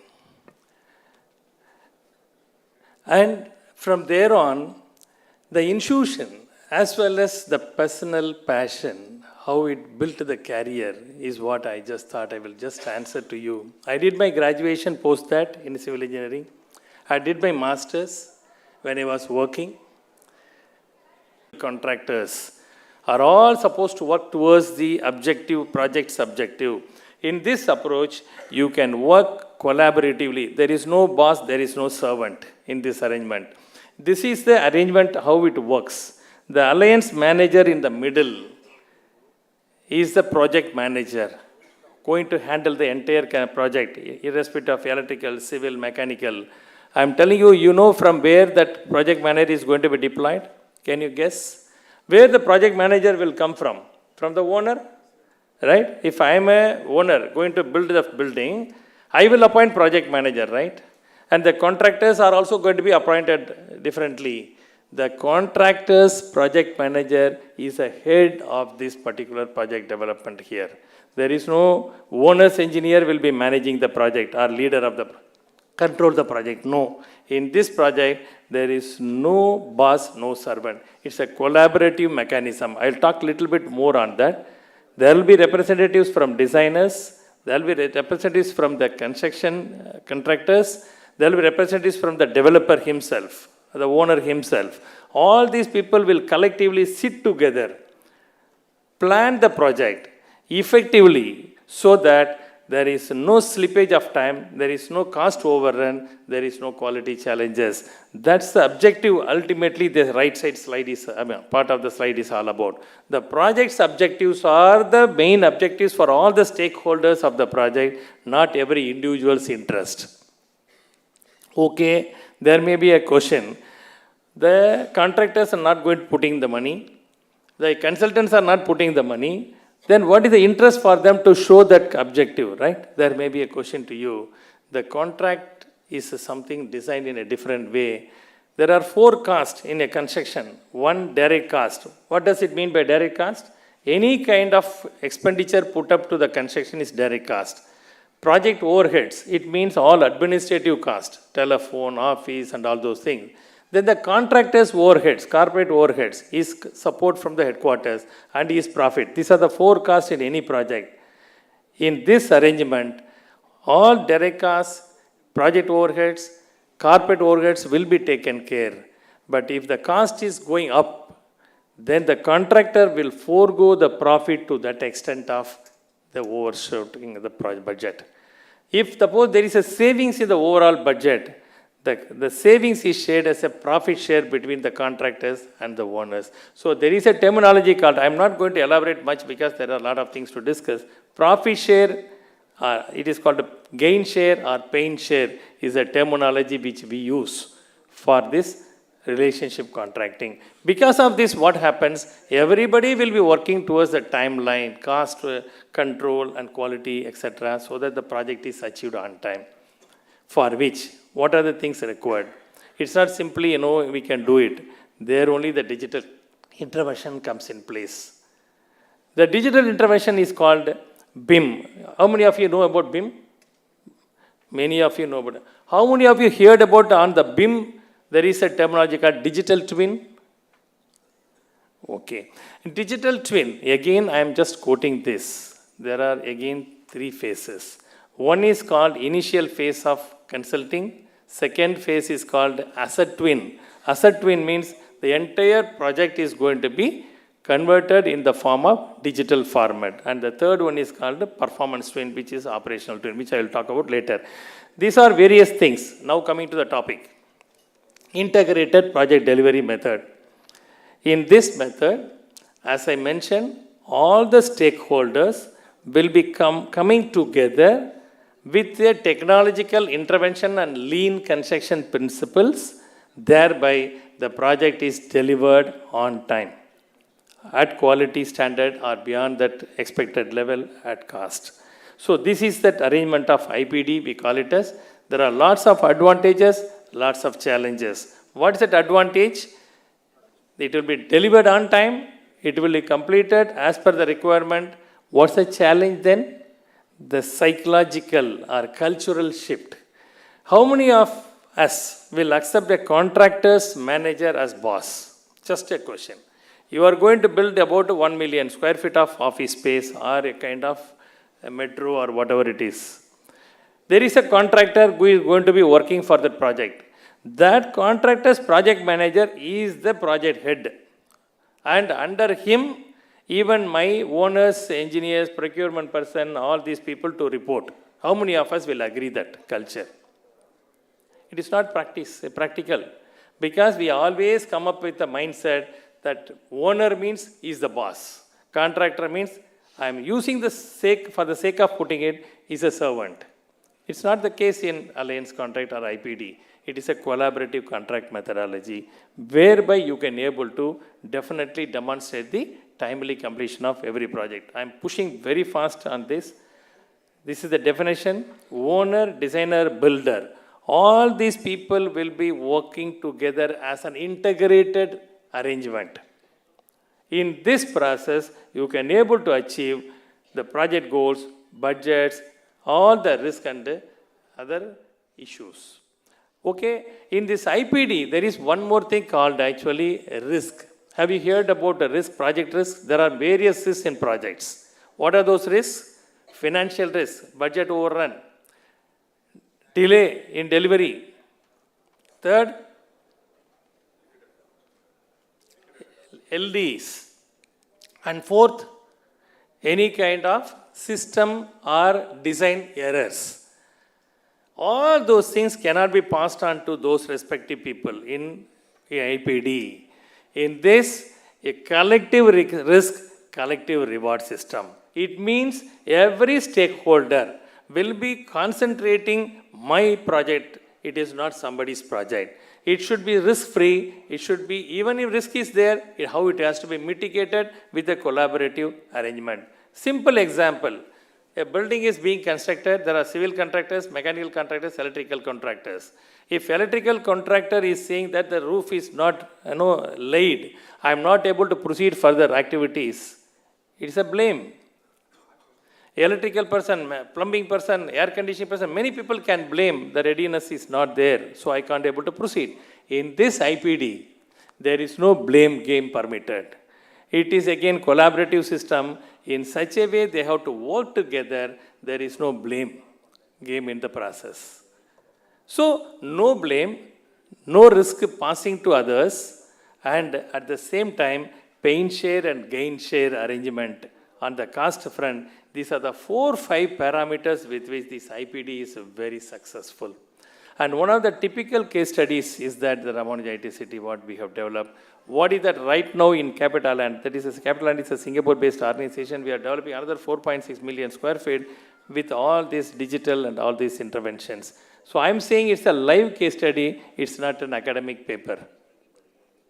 So this is what traditional versus IPD. If you look at the graph, on the left side, if you look at it, in the every process, the risk or the any kind of design, everything will be low in the beginning, and going forward, it will become more.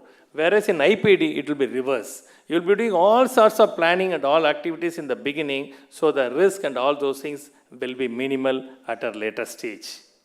The principle, it is to be mutually trust and respect for each other, and it is to be collaborative innovation decision-making process. It is intense, it is a very critical point, intensified planning process. In this process, the planning takes more time, execution will be shorter. Whereas in traditional approach, we go on doing that, construction, then plan, construction, then plan. That means you will not be able to be successful as much as you can in IPD. Key benefits, design conflicts are eliminated. Design is completed sooner as the team discusses with the project execution plan. And accuracy, pricing, improvements, everything is possible in IPD. Advantages, risk mitigation, transparency, improved planning and management, again time savings, etc. Challenges. There are cultural shifts related challenges that will come through. So we have to go, definitely it requires a lot of efforts. I'll move on very fast. Lean. Lean, what exactly lean means? IPD and lean together, you can be very successful. Lean means waste elimination. In terms of time, material, labor, you will do in an organized manner whereby you can able to achieve the end results. That is lean. Now coming to digital intervention. I have one more area to cover, that is why I'm a little bit faster. Digital intervention is something very interesting. When you are doing a design of the building, you use BIM modeling. How many of you know about, many of you, because we are all engineers, 3D, 4D, 5D, and 6D. Yes? How many of us know about it? Many of us know about it.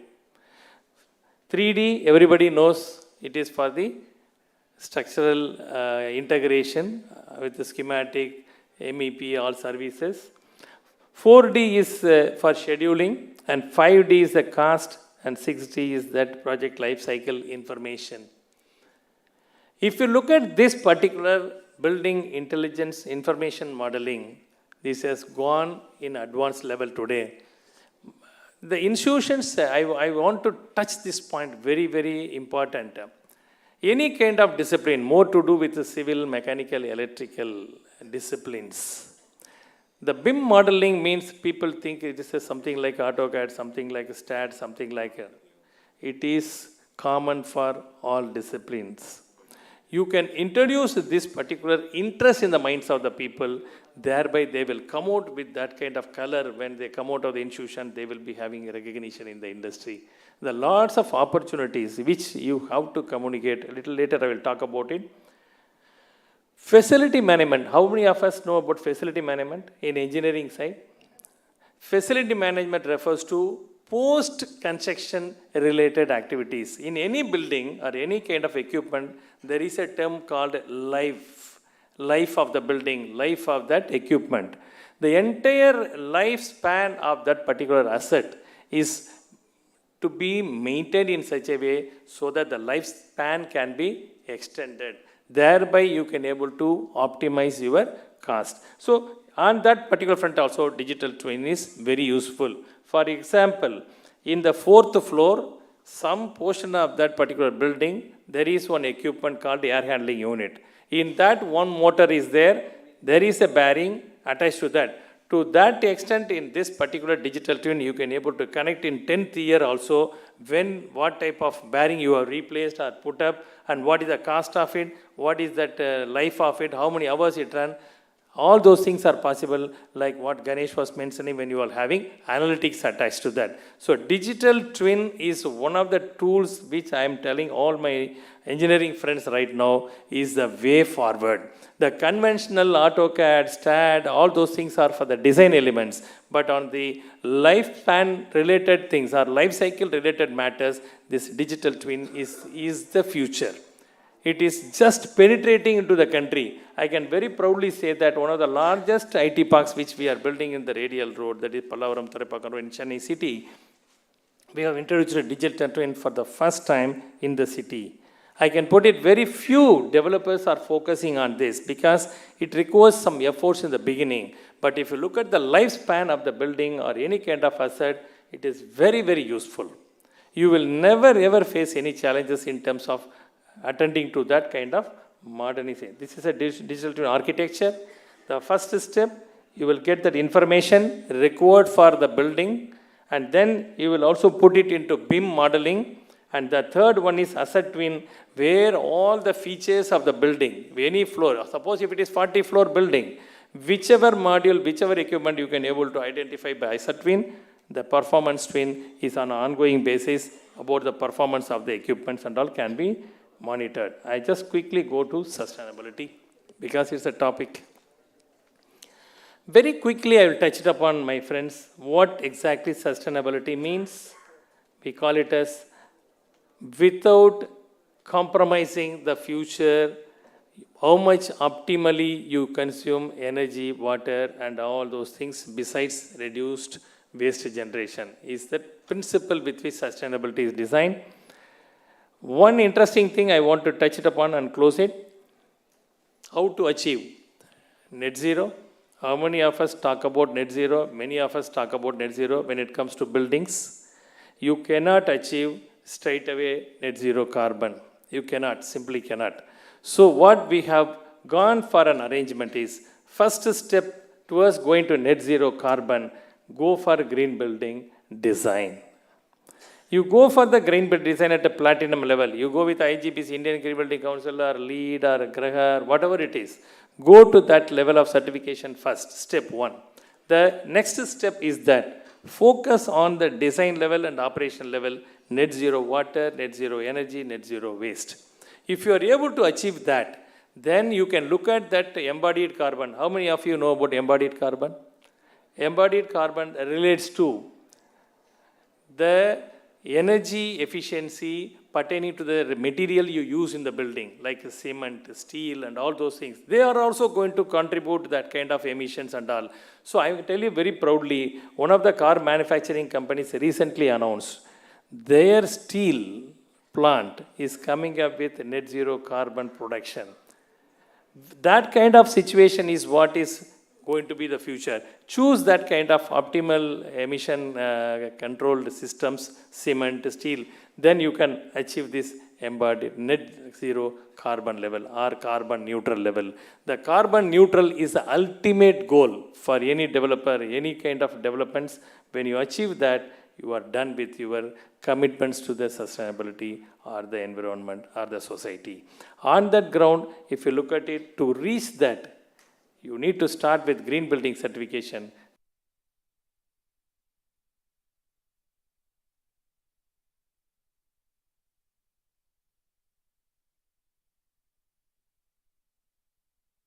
In the papers or in the magazines or in the website, or you can put Capital Land on its own also. Ours, the first project in the country, gone for the second stage, together for all three categories, energy, water, and waste, for 4.6 million square feet at design level itself net zero. What I'm saying, it is not to show that we are demonstrating to the world. After we got it demonstrated by Indian Green Building Council recently, many developers gone for registering to net zero level. Net zero or carbon neutral is the future. All the engineering students, I'm just giving one example because I'm also executive committee board member in Indian Green Building Council. We introduced one particular concept called green certification or accredited professionals. Accredited professionals, even students can also undergo the training. Online mein igbc.in, it's CII and Indian Green Building Council are together in promoting the student community. I'm also chairman of Green Education in Indian Green Building Council. So that's why I'm telling a little more on this. Introduce this habit in your students' mind. Read it in the third year, fourth year. When they come out of the college, let them also get that accredited professional certification along with them, so that they will become employable is one thing, little more than what they can do when they come out. Number two, you are also generating kind of professionals to the industry who are having the social focus in the environmental focus in their minds. With that, actually, I'm just summarizing. You can definitely look at many of the things in your building or in your construction or your infrastructure developments. And as you know, most of the metros, most of the airports are getting certified as a green buildings nowadays. It's not impossible. That is an area of focus for all engineers. To summarize my presentation, IPD is one of the alliance, and IPD is one of the best ways to see that future of construction industry in promoting the construction methods. And digital intervention in all the phases of construction or development of assets is also going to be the future. And lastly, sustainable way of developing any kind of assets is going to make the difference for yourself and for the future generation. Thank you very much.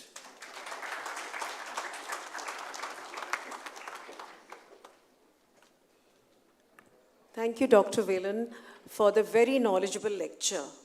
To honor our eminent speaker, may I request President H.O. Thackeray to present a shawl and a plaque.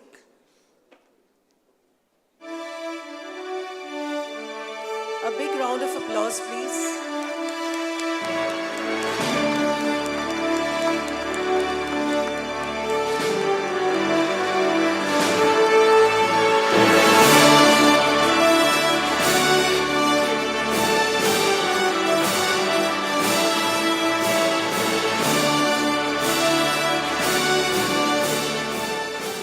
Request Major General M.G.S. Siali, Secretary and Director General, to present the vote of thanks. Dr. Hemant Thackeray, President, II, Dr. C. Velan, distinguished delegates, guests, ladies and gentlemen, it's my pleasure to propose a vote of thanks to our distinguished speaker, Dr. C. Velan, Chief Executive Officer, Capital Land Limited, Chennai, who has honored us by sparing his valuable time to deliver an enlightening lecture on the topic Integrated Project Delivery and Digital Intervention. His deliberations focused on a new concept called Alliance Contract, which most of us were not aware of. And he brought out that digital intervention is coming in all the stages of the project. And he covered what is the project alliance and where an owner and one or more of the service providers, they work in an integrated team to deliver a specific project. There is no owner, there is no boss, there is no servant. Everybody is a stakeholder and everybody works together under the guidance of the project manager to achieve the project. And if there is a profit or a loss, that is shared in a pre-decided manner. And he also told us how, this concept of building information modeling and asset twins and digital twins, these are the new concepts which he introduced the audience to. And he covered the whole concept in great detail. What is the integrated project delivery? What are the challenges in this? And what is, lean, IPT and lean? He also covered how lean is an integrated part of the IPT, how digital intervention takes place in IPT. He covered, especially covering about the building information modeling. He covered that while all of us are aware of the 3D, the 4D includes the scheduling data, the 5D includes the cost information and its calculations, the 6D includes the project lifecycle information to extrapolate data. So he introduced us to a lot of new things. And he also then told us how BIM enabled facilities management, how the concept of digital twin and asset twin comes in. And he also covered how to achieve net zero in a building, though he mentioned that it is very difficult to achieve a complete net zero. But he showed the way ahead by saying that we should first go for the green certification design and then go in for the net zero energy, whether it is waste, water or energy, net zero in all these three, and then go for net zero carbon by focusing on the embedded carbon. And it's a very, very knowledgeable topic. I think the civil engineers especially would benefit a lot from these new concepts and new technologies that are emerging in this field towards protecting our environment, making the construction more sustainable and net zero. We are all thankful for you, sir, for honoring us with your presence, taking time out of your very busy schedule. And may I request all the audience to join me in giving Dr. C. Velan a standing ovation. Thank you, sir.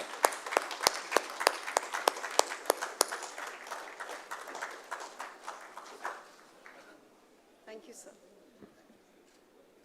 Before we break for lunch, there are a few announcements. The technical sessions are going to be held post-lunch from 2 o'clock in hall number 2, 3, and 4. The Women's Engineers Meet shall happen in this very hall from 2 o'clock. So those who would like to attend that, kindly be in this hall at 2 o'clock. Also, we would like to announce that the WFEO CIC session under the technical session will be held in this particular hall from 3:45 till 4:45. We would cordially invite all of you to kindly attend this session too. And we shall break for lunch now and assemble at 2 o'clock. Thank you very much.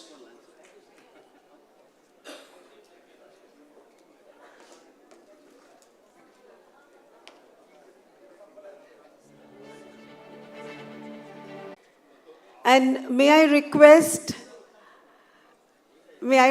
sir, we can start because they are sitting with... Please allow us to start the meeting, sir.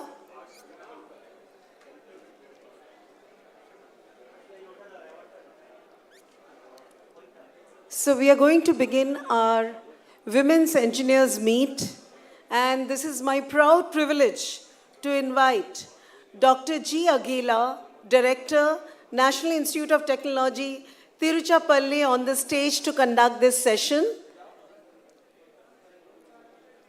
Dr. Aguila, please. May I also invite our President, Dr. H.O. Thackeray, on the stage, please. and Secretary and Director General, Major General MJS Yaliji.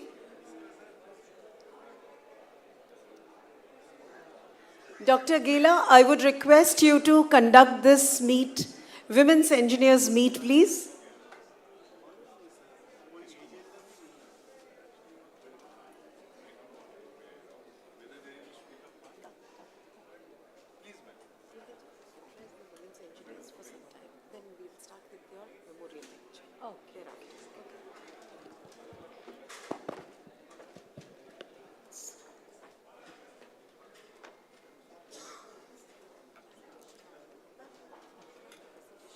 Oh, okay, fine.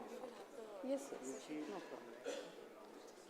So, good afternoon, everyone, and thank you for inviting me for this session, special session on women engineers. From the crowd, I could see the most representations are the backbone of women, only the men, most of the people are available. Thank you for it first. So when they asked me to address especially for the women engineer, now I have more responsibility on my shoulders.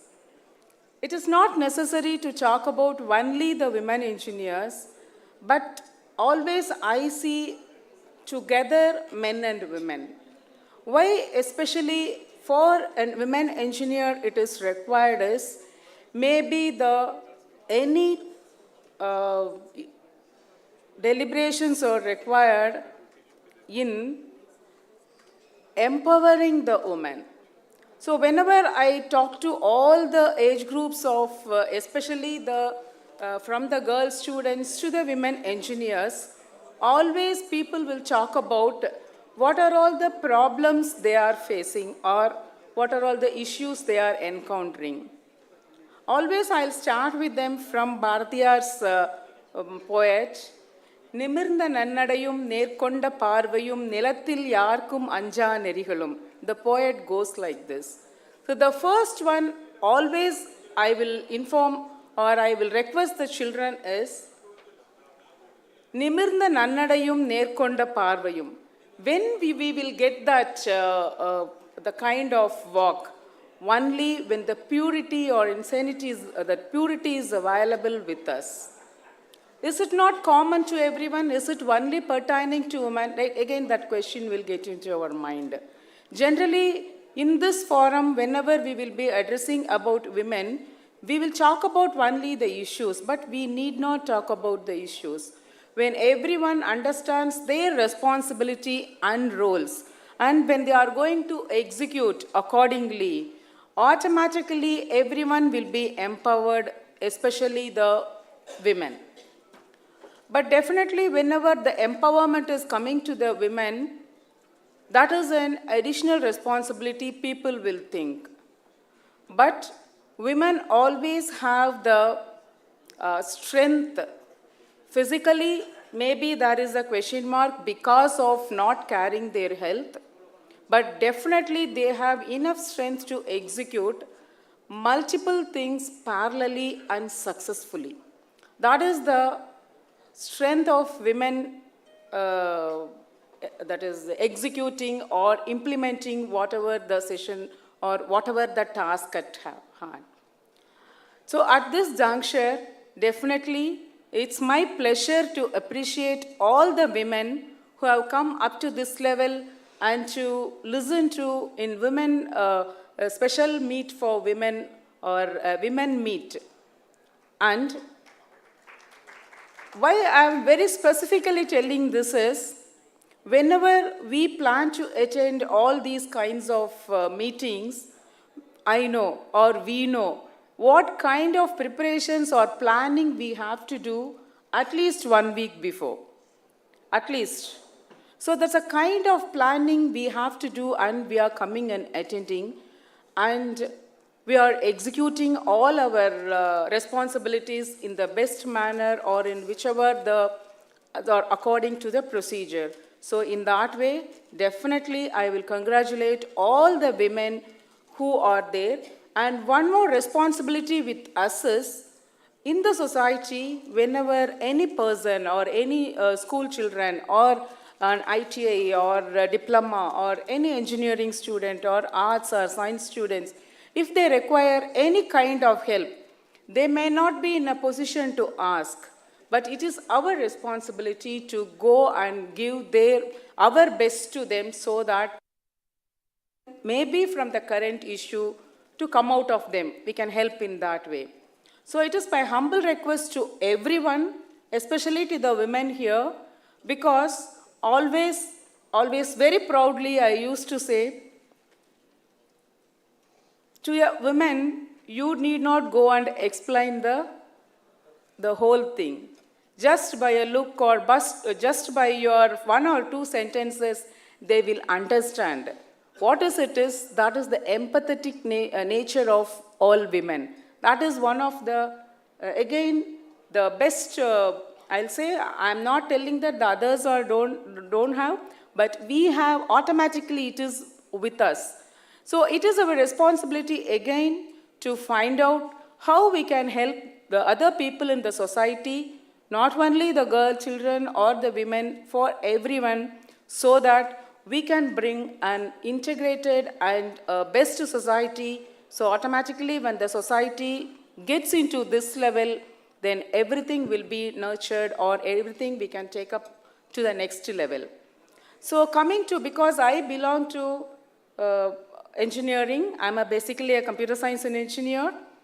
About the IT and everything, morning it went, and especially for an like civil engineering, mechanical engineering, one query was asked by one student from Satyabama University. Very specially, that is her question, how I took it is, I have, with lot of expectation, I joined an university, but the deliberations or the curriculum, whatever it is available there, it was not up to that, whatever I expected. So right away, right now, I would like to, because I am an educationist, it is my responsibility to discuss with you people about the new education policy 2020, what government is trying to do it right now. The crux of that NEP 2020 is, it is not only the development in one side, it's a holistic development or in multidisciplinary. So what does it mean? If you take a particular case of that, because of some other compulsion, parent or societal compulsion, I would have joined one branch. I'll take computer science, but always the other way around. But I'll take, because of the compulsion, I joined computer science. But I am interested only in mechanical engineering or civil engineering. So how this NEP 2020 helps is it, the choices are with the student. So the curriculum has been designed in such a fashion that if in core branch I'll be developing, and if I'm interested in mechanical, like initially we will call it as elective. Now the nomenclature slightly changed, like basket or some other minor. These are all the words people are using. You imagine there is a basket with a number of subjects available in mechanical. So as a computer science engineer, I'll be doing my core, but because my interest is towards mechanical engineering, after or during completion of my core, I am allowed to take that mechanical minor.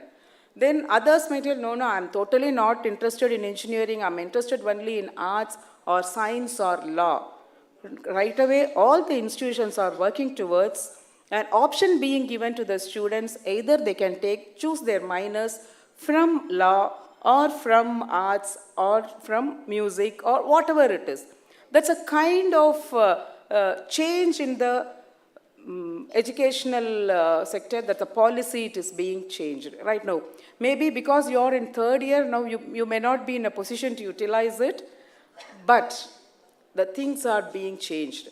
This is being given from the school level also. People are working, all the people are working from the school education to higher education. So a student, it's not a teacher-centric or it is not a parent-centric. It is always a student-centric. When a student wants, And again, one question may be again asked, how we can believe that a student who is interested in one subject right now will be interested in again the other subject also. So there only the institute will guide them, or the guidelines will be given to them. So before choosing, they should be very much careful in choosing which minor they would like to go, why they want to go. So they will be attached with a mentor. That's the idea is like that, the mentor. The mentor always will help individual student in choosing their next, what is the minor or what they would like to do. In that way, now it is going on, because now here the practicing engineers are available from all the fields, and very learned or the experienced people like retired people also in the IE, they are available. Your expertise or the domain knowledge could be used in this development or the implementation of the National Education Policy 2020. So with these words, thank you for the opportunity. Now I invite any of the people, if you are interested, you can come and share your thought. Once again, thank you for this special role given to me as soon as I come here. Thank you. Thank you, ma'am. It was an honor listening to you. Now we would request our women engineer, if anybody would like to say anything. I can just pass on the mic. Yes, please.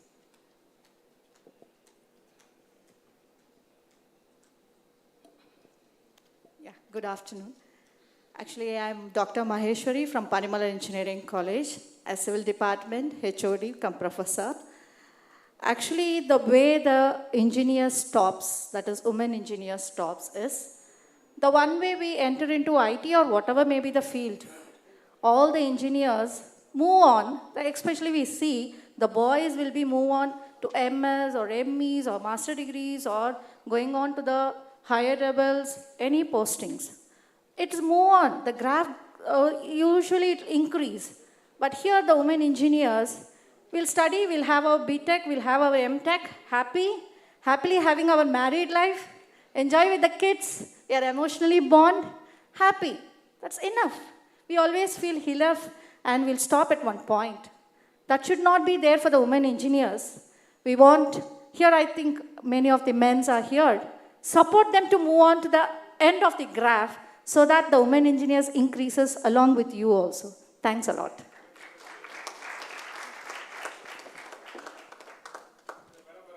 Can we have any other speaker? Kindly, please come. We would love to hear all of you who are present here. We have time till 3. Good afternoon. I am Dr. K.R. Leelavati, HOD and Assistant Professor in Department of Civil Engineering, University College of Engineering, Dindivanam, Constituent College of Anna University, Chennai. I completed my BE in 1999, actually 95 to 99 batch. When I am completing, I read the article in Hindu paper. So at that time, I paid a fees of 3,000. That too, my auntie paid for me. My father's financial condition is not that much good to pay that 3,000. My auntie paid for me, and then I studied. At that time, actually, I read that article. It conveys that for each engineering student who has been studying in engineering, government engineering college, government spends an amount of 1.5 lakhs. But for each semester I paid 3,000, so almost I paid only 24,000. But government has paid for me for the infrastructure facility, staff equipments, and then the staff salary, everything, 1.5 lakhs per student. So at that time I had a thought, if I get an opportunity, I need to give back to my society through my students. But as I have been in a middle class family, I got married in 2002. Then I got, I had one son. And at that time, my family situation is like that way. My husband asked me to continue my ME. So I wrote TNSC, and then I got seat. I did my ME Environmental Management in Anna University CEG, Center for Environmental Studies, and I completed in 2007. And I am a gold medalist in that batch. Then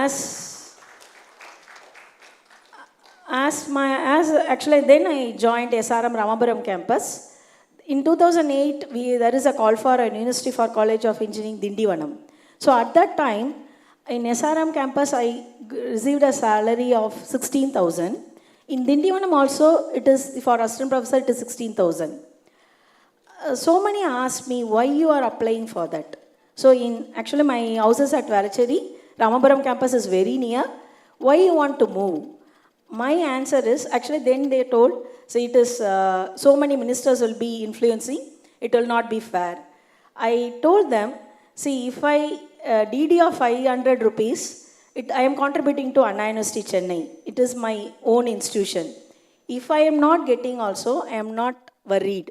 Because that 500 rupees, I am giving to my own institution. But the recruitment process is done in a fair way. As I am a gold medalist, I got the posting. Actually, the only Dindivanam and Vilpuram is started.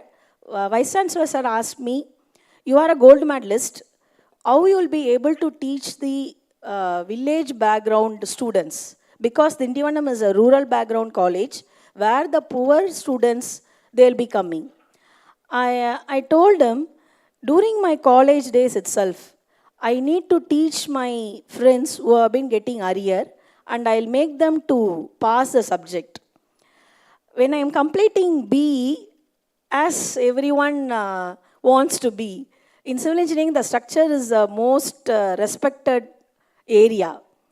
I want to become a structural engineer to be when I am at the age of 21.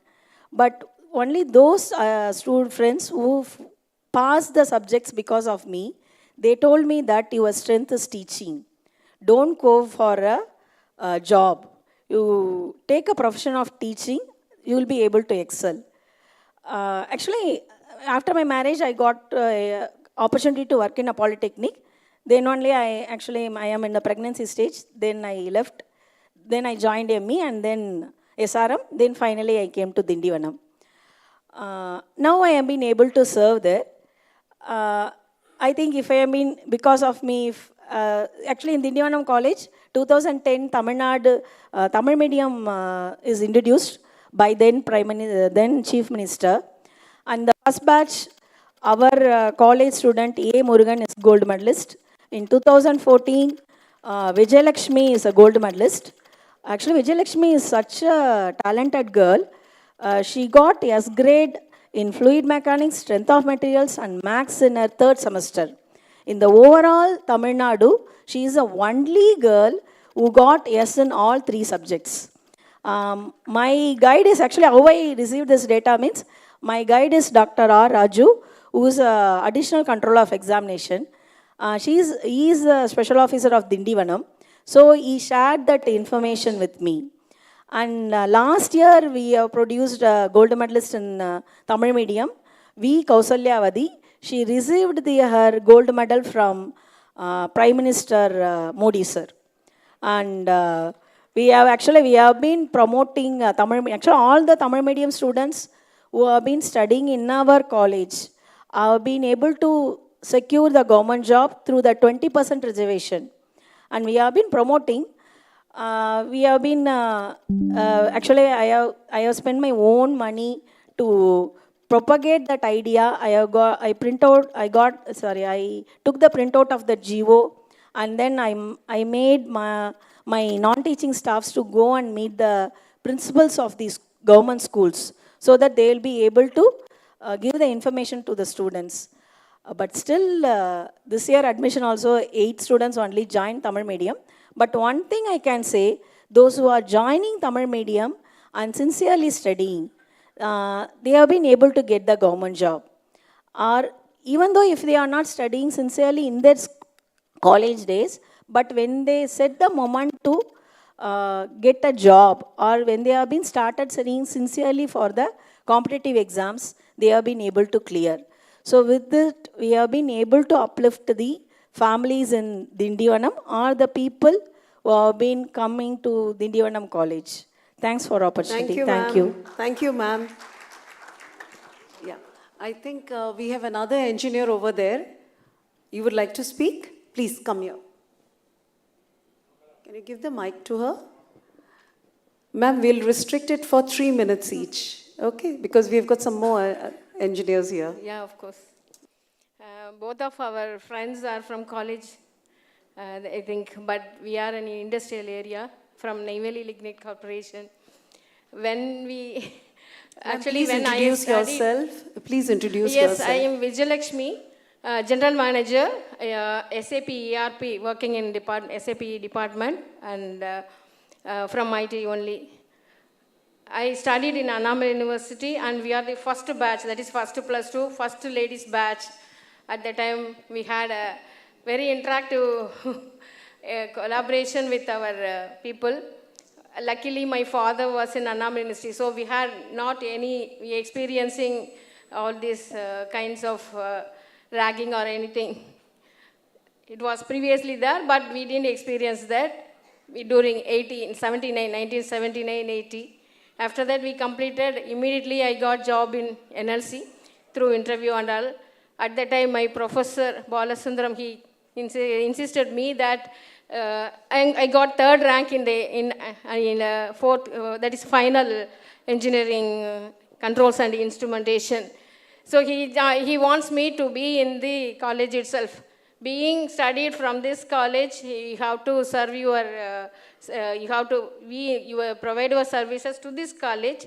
But it so happened that my husband is working in NLC. I prefer to go to NLC because another point is that is an industrial area.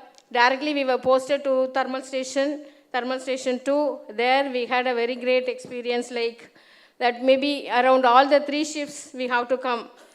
Initially it was subjected that ladies should not come in night shift, but we told that there is no difference between men and women. We are ready to come to all the shifts.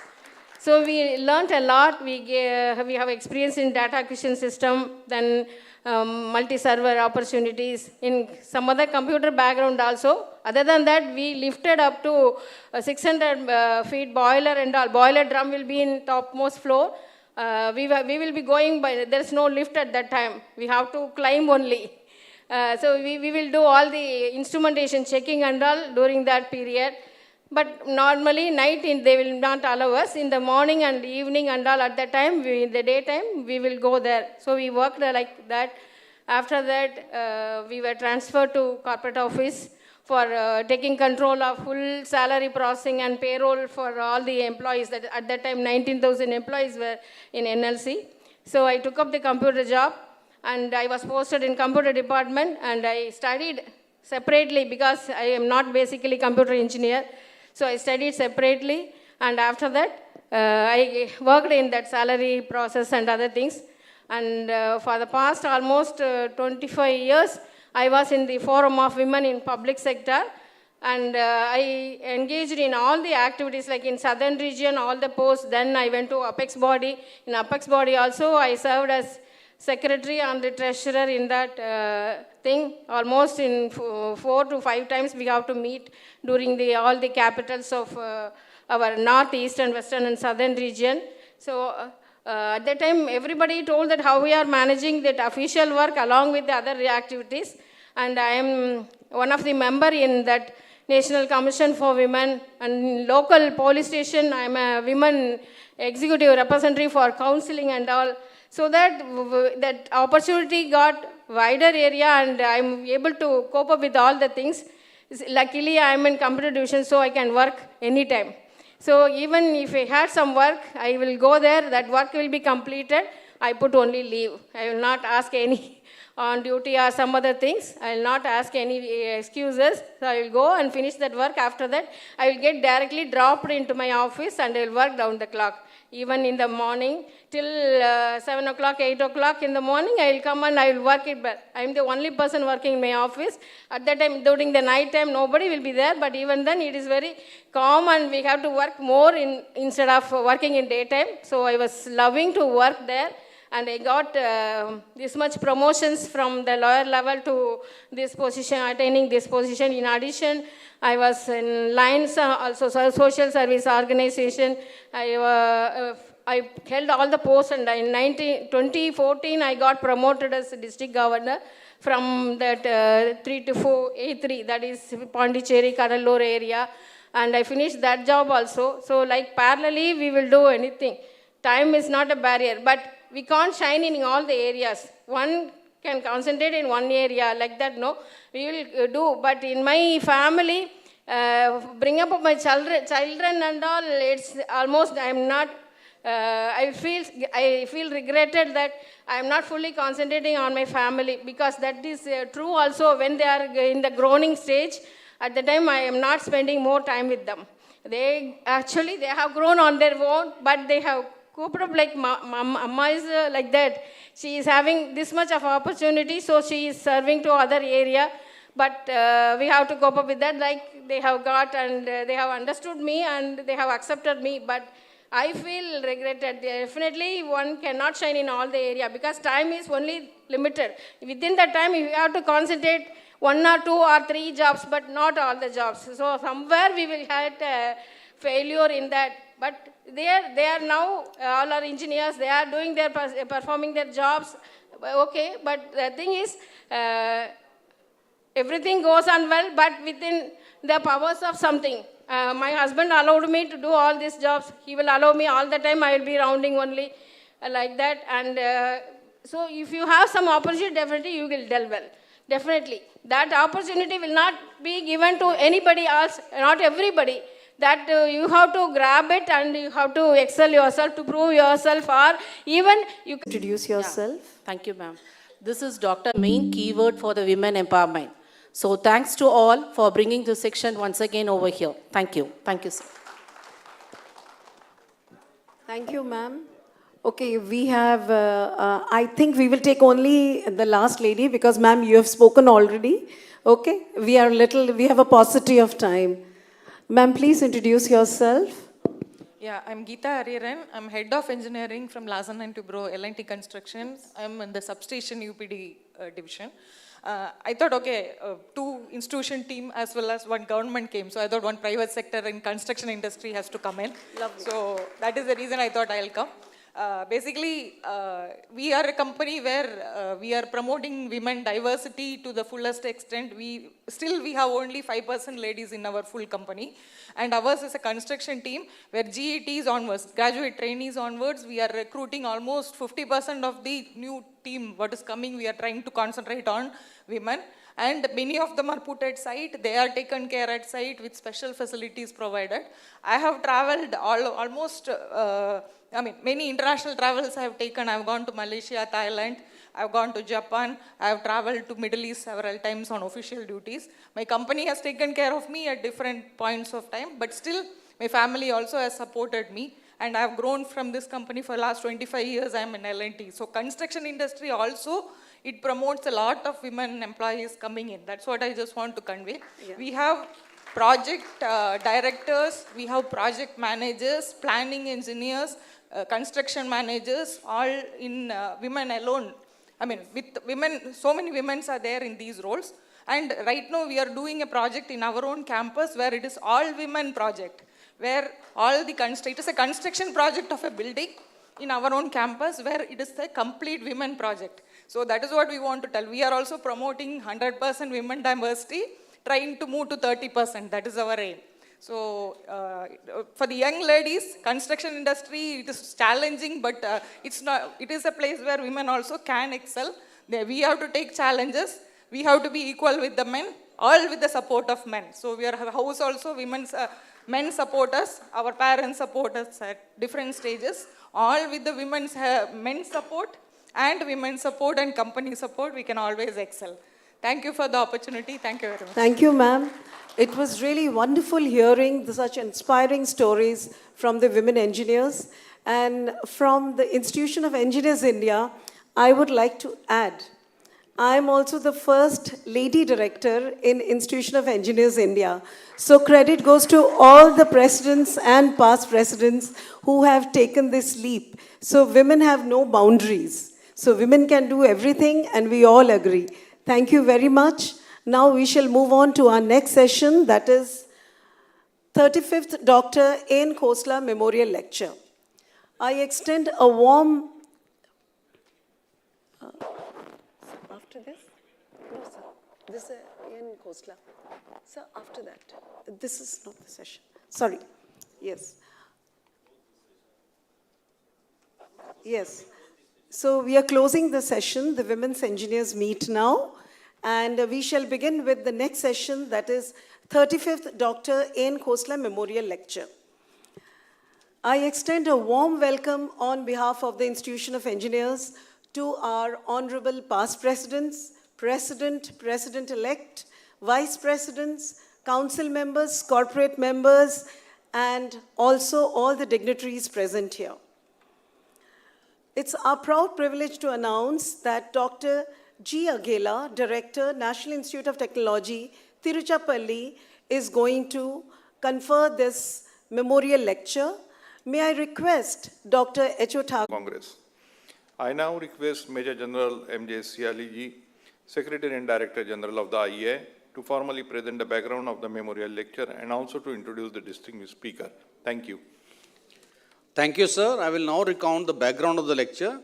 Dr. A.N. Khosla Memorial Lecture was instituted to perpetuate the memory of Dr. Judhia Nath Khosla, a distinguished engineer cum administrator of the country, and was first delivered at the Second Indian Engineering Congress held in 1988.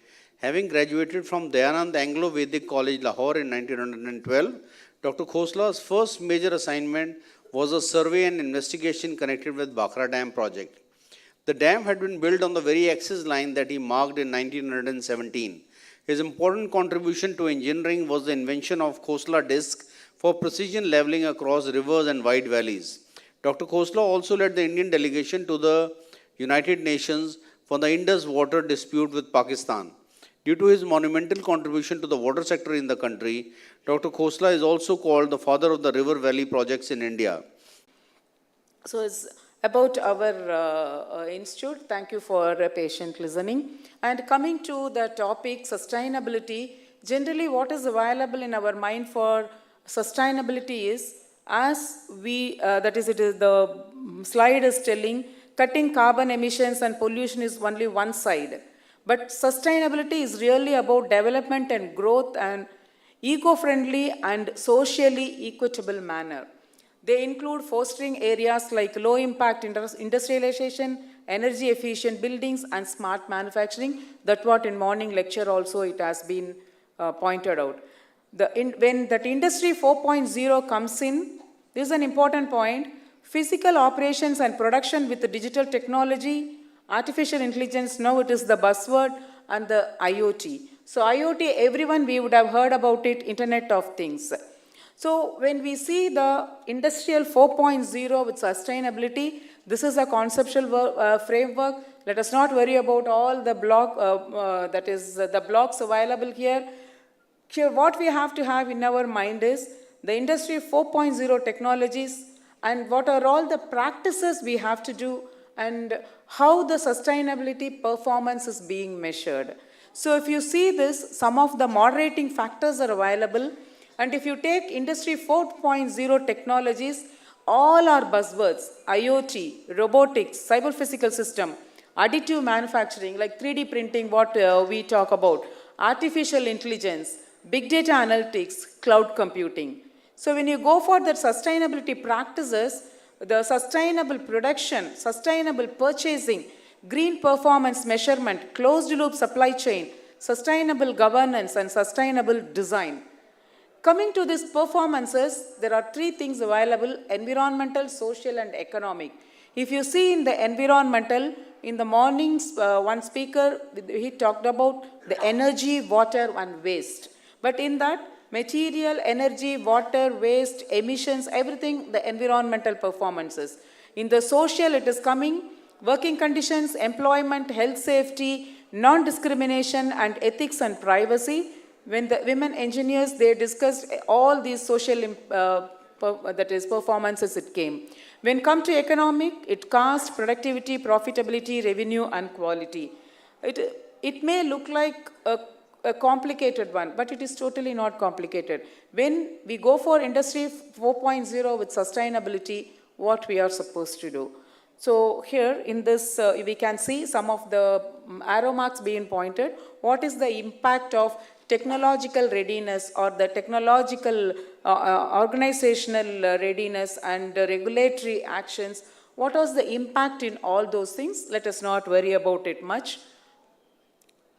Generally, when we talk about Industry 4.0, this picture clearly tells initially it was with manual work, then some of the machines it came, then with electricity or with electrical power we made some kind of, I can say, it is not automation, the operations automation, and the next is utilizing some kind of control mechanism to do it, and man is controlling, then machine is controlling. Okay, machine to machine interaction. So this is the evolution of the workforce, how the workforce has been, or it saw the various stages. So what is Industry 4.0? Integration of massively deployed smart computing. We'll come to it later, what smart computing, but we know network technologies in industrial production and manufacturing setting. So to achieve real-time interconnection, mutual recognition and effective communication between the human, equipment and products. So here important one is human to human interaction, human to equipment interaction, equipment to human, the other way also, and the product. So if you see the Industry 4.0 technological pillars, again the buzzwords now, cybersecurity, cloud computing, mobile technologies, machine to machine, 3D printing, advanced robotics, big data analytics, and RFID, cognitive computing. All these things are pillars of this Industry 4.0. In that now we have to bring in the sustainability. So again, this is some other picturization of in Industry 1.0 mechanization, Industry 2.0 electrification, Industry 3.0 that was the automation, but in Industry 4.0 it is cyber physical. We can visualize that as a real time also. So in that cyber physical systems are available, pervasive connectivity is required, big data processing is authenticated data, that is a major challenge people are working. We are not freezing our requirement. I'll give a requirement today and maybe after some time the requirement will change. It is not because of I want to change. Whenever I gave my requirement the day one, I would have not thought about it or it would have not brought to my knowledge. So I freezed my requirement. The requirement has changed. From the software development to the civil construction, the requirement freezing or the requirement analysis, it needs a lot of, there's a requirement to do it in a very systematic manner is important. Because even it is in software development, you would have heard about it, so many softwares after being developed, after using for maybe 1 year, we would have not been bothered about it. In industry, it's going on. Am I right or wrong? Some of the softwares, why? My requirement might have been changed, or the kind of output I want, which is not giving, okay? Where is the problem? Not only in developing the software, it is in giving the proper information. So whatever we are talking about Industry 4.0 or Industry 5.0, and with respect to sustainability, the important thing what we have to have, especially this crowd is, that is students are there and practicing engineers are there and retired people are there. So everybody, whatever we have acquired, so much expertise in our mind, now we have to think about giving it back to the system in the format, how the system can understand, and from the data it can get the information and it can get the knowledge. So being a civil engineer in the field, now how you will be an informatics person? Being a civil engineering person, how you will be an informatics person?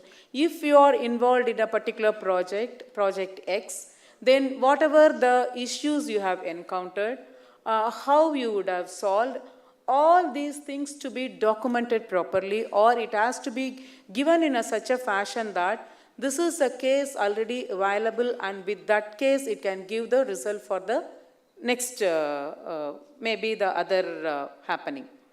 So in that way, now it is very much required that from the Industry 4.0 and the sustainability, when all the operations, all the infrastructure, everything is important, another important thing is how I can make this Industry 4.0 and that Industry 5.0 a successful one is by providing proper information or acquiring proper data. So in acquiring proper data, each practicing engineer, you have got your own role in it. So as a role of engineer, if we practice the recording, I would not say the recording is not only videographing, that it is storing the information, that is important as far as your expertise is considered. So the government of India is promoting the growth of IoT in India. Like so many projects, Digital India, Smart Cities, Skill India, Center of Excellence for IoT, and this National Digital Communications Policy, goals of the NDCP documents to expand the IoT ecosystem to 5 billion connected devices. This is the kind of government of India they are doing. So if we take that Skill India, the skilling, because morning one speaker or one question was asked, diploma students are there and diploma, ITI and engineering, how we can provide the skill to them. So in the Skill India, actually the lot of projects are available to Skill India. So at this juncture, I am very happy to share one more information that NIT Tiruchirappalli is doing the Skill India work for all the diploma students and ITI students and some of the engineering college students. We are conducting them for 21 days or 15 days training according to their requirement for mechanical, electrical and production. We have Siemens Center available in NIT Trichy. So as a CSR responsible, CSR, NIT Trichy is doing this to all the nearby diploma students. We are into that. And apart from that, our students are in other way of training the government school students for JEE and JEE preparation, only for the government school students. It is only the faculty advisor will be there, but the students are doing. Sir, what is the name of that committee? Ignite Club. The name of the club is the Ignite, and they are doing this wonderful, not only for the first year, I think 5th year or 6th year doing, and they will train 16 to 20 or 25, maximum of 30 students. And 2 students have been placed in IIT Madras, and the others, they have been in other Anna University and other engineering colleges. Like that, whatever we are getting or the students are getting now, we are giving it back. So coming to this, the government of India's all these mission, the important is the data. So now I hope or I think that you have understood what is the importance of storing the data. Only if the data is available, I can build an artificial intelligence system where the system can give me some information so that it will be used for me in my decision making. Of course, we are using it only for decision making. So in that way, it is our responsibility, the role of engineers, to record or to store in some way whatever the knowledge or somewhere whatever the data you have, that has to be recorded or it has to be stored in using any software or in any other form you want, Excel sheet or in the Word file or maybe in the text format, whatever it is, that is going to be helpful for it. So all these things I have taken only from these references. So I am deeply acknowledging all the people who have contributed to this. And with this, I'm coming to the conclusion of my deliberation to you, that as an Industry 4.0, the sustainability, how much important, and apart from that, the practicing engineers, because I'm very happy to meet all the practicing engineers here from all the fields, civil, mechanical, and everywhere. So your role is, maybe if you store all the data, whatever you have acquired in any of the format, digital format, that is going to be very, very helpful for developing an artificial intelligence system which is going to help a lot. Then only we can get into the next level. Okay? So I am sure that you will accept with me, Rao. At least I made you to think about how to store the data. If it is yes, yes, you have become now informaticians, informatics people. Thank you for the opportunity. With this, I'll stop.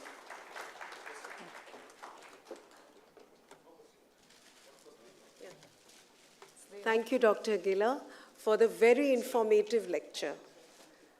May I now request, there is one question. Okay, only one question. Actually, we don't take, okay, fine. So we shall go ahead. Yes, after the session you can. Okay, so we will go ahead with the proceedings. May I request President IEI to kindly felicitate our speaker with a shawl and plaque.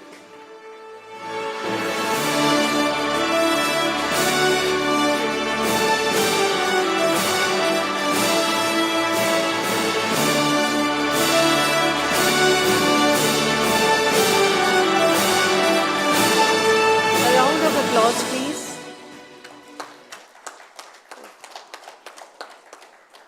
May I request Secretary and Director General to give the vote of thanks.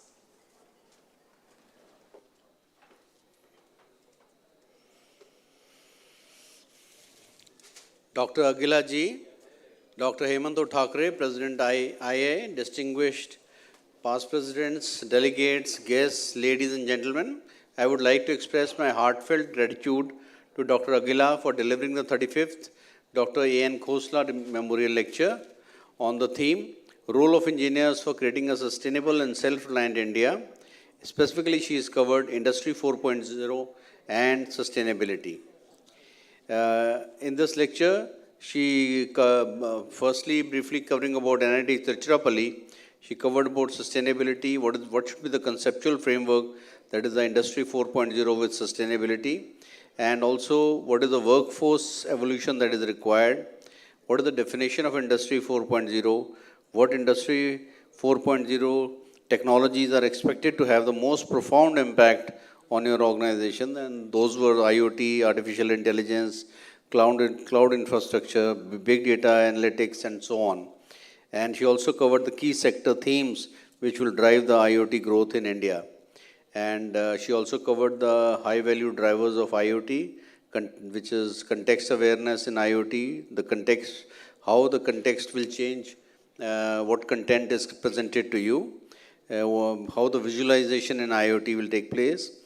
She also covered the IoT, industrial IoT, and CPS, major industries which are driving IoT investments, whether it is in the field of health, smart agriculture, transportation, etc. And she also covered the classic industrial IoT, including cloud computing. She also covered the revenue opportunities which are driven by IoT. Everything can be given to you as a service. And she also covered the mapping between the physical and the cyber digital worlds. Also covered major challenges which are there. And in the end, she covered how the Industry 5.0 and its importance to sustainability, and how Government of India is promoting the growth of IoT in India. We couldn't have got a better speaker on this theme, and the learned and the esoteric community of engineers who are present here would like to thank Dr. Agila. She came all the way from NIT Tiruchirappalli to deliver this lecture. She's given an enthralling presentation encompassing all the facets of the topic. And on behalf of everybody, I would like to thank her and request all of you to give Dr. Agila a standing ovation.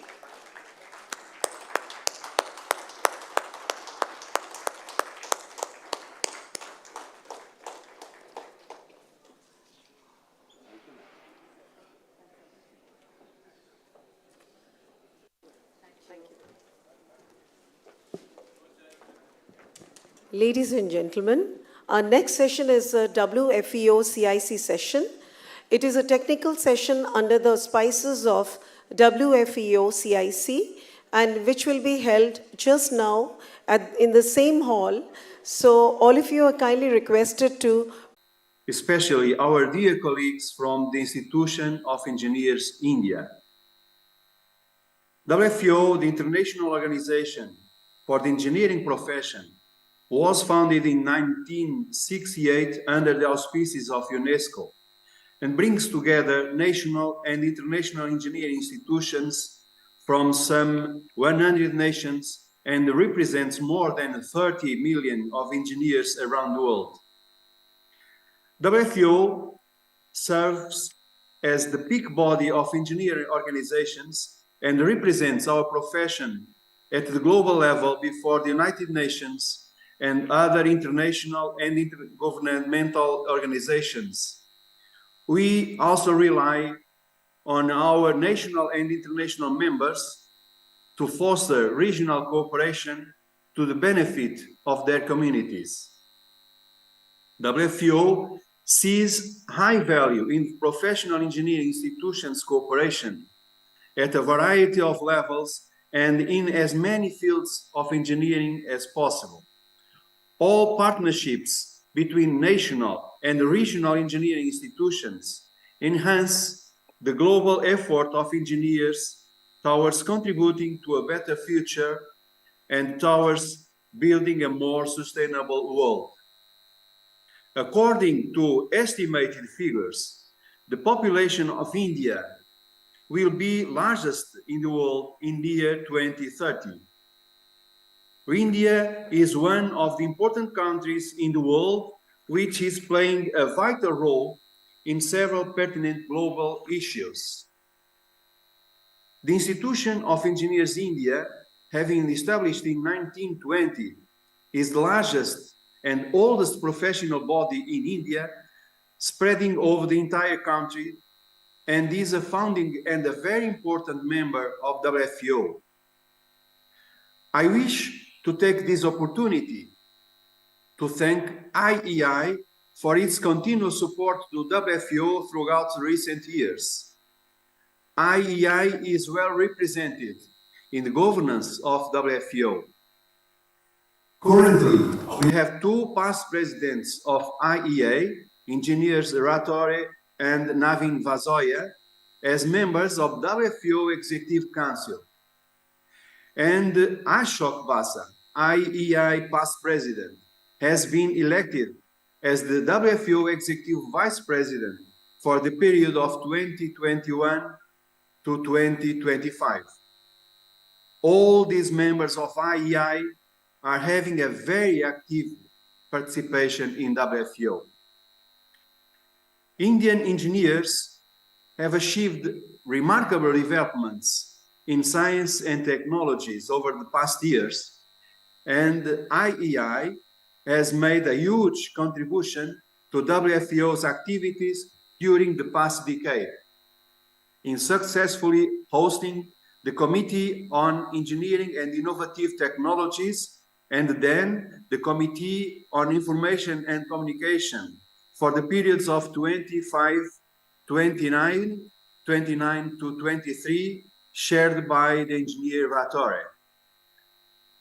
And I am glad to see that this committee will be hosting a session in this year's Congress on SDG 9, showing case an example of good practices that engineers can bring to the interlinked communication and transportation industries. This is a good case study of how our commitments can be brought to actions.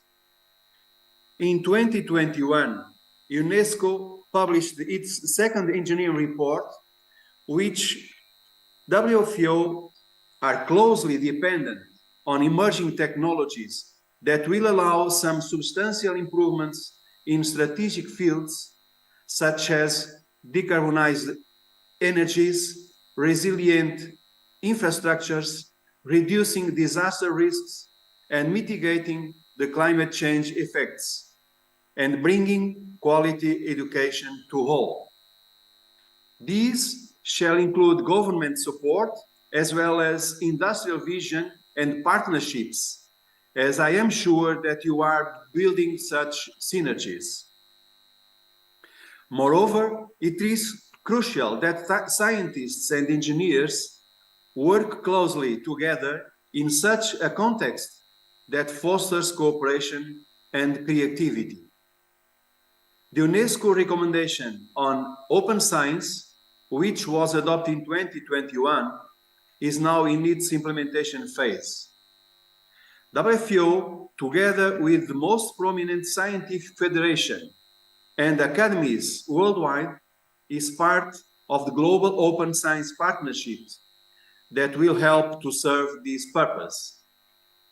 We also need more partnerships with our members to achieve our strategic objectives in the field of engineering education.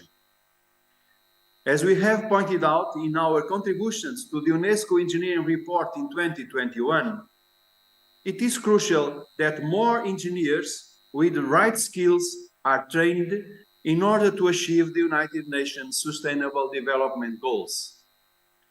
These can be achieved only through more integrated graduation standards systems, for which we need national and regional partners to work with global institutions such as WFO, UNESCO, and the International Engineering Alliance to implement those standards at the national level. In the same spirit, WFO has launched this year a free training portal called WFO Academy, which is open to all WFO members and provides online courses for engineers' continuous professional development. I urge you to visit this website, share this information amongst your colleagues and institutions members, and encourage donations to the portal, which is, of course, a non-profit initiative. I wish all of you a fruitful Congress, and I'm looking very much forward to the outcomes. Thank you very much for your attention.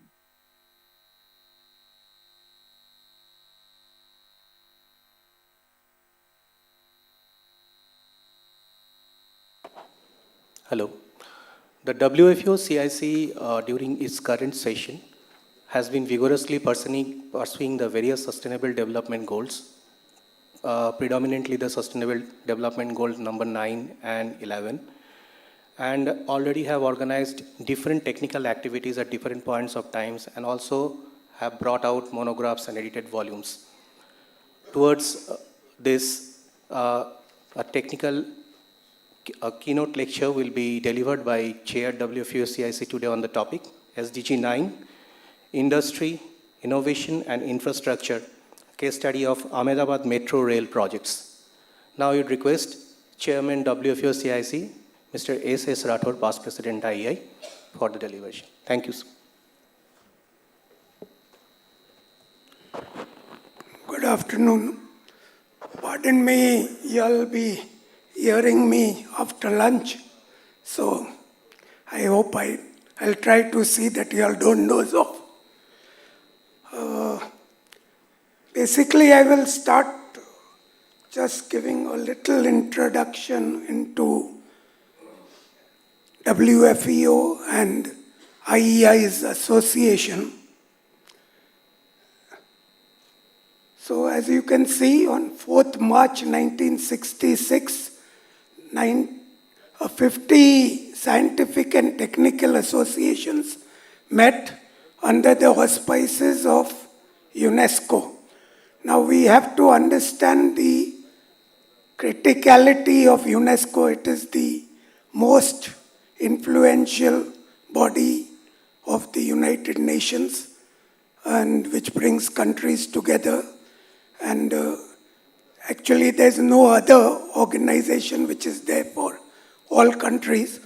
There is G20, G5, G7, regional cooperation, ASEAN and things like that.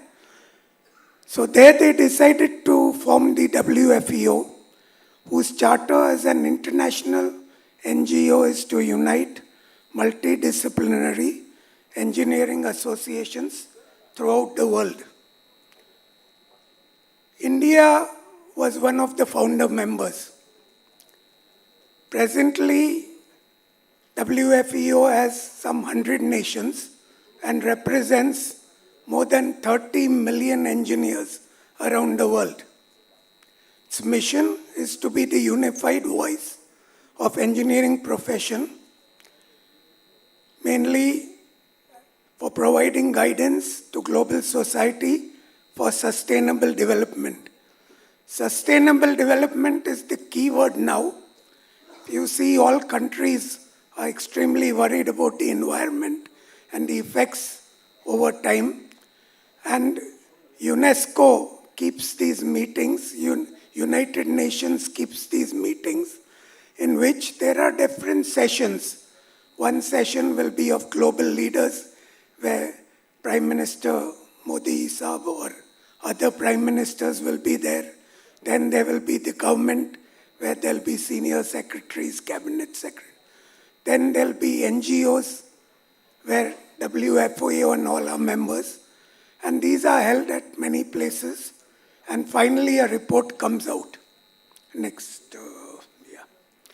So here on the map, you can see whatever is in dark blue are the countries which are represented by WFEO. Greenland is the largest, which is in terms of area, which is not a member. And there are a few in Africa and a bit in Southeast Asia. Otherwise, almost all countries are part of it. WFEO headquarters are in Paris in the UNESCO building. So you can understand the importance of WFEO when its office is there in the UNESCO building along with ambassadors to UNESCO. Indian ambassador to UNESCO sits in that building. All other ambassadors sit in that building. At present, the main focus of the world is on Sustainable Development Goals. And WFEO works on this through its 10 standing technical committees and 3 specialized committees, which form the backbone of WFEO's contribution to the world community. Now, if you see these, the first 10 are the main standing technical committees, and because of other issues, later on water was added, and the WFEO United Nations Relation Committee was formed, and Working Group on Infrastructure Report Card.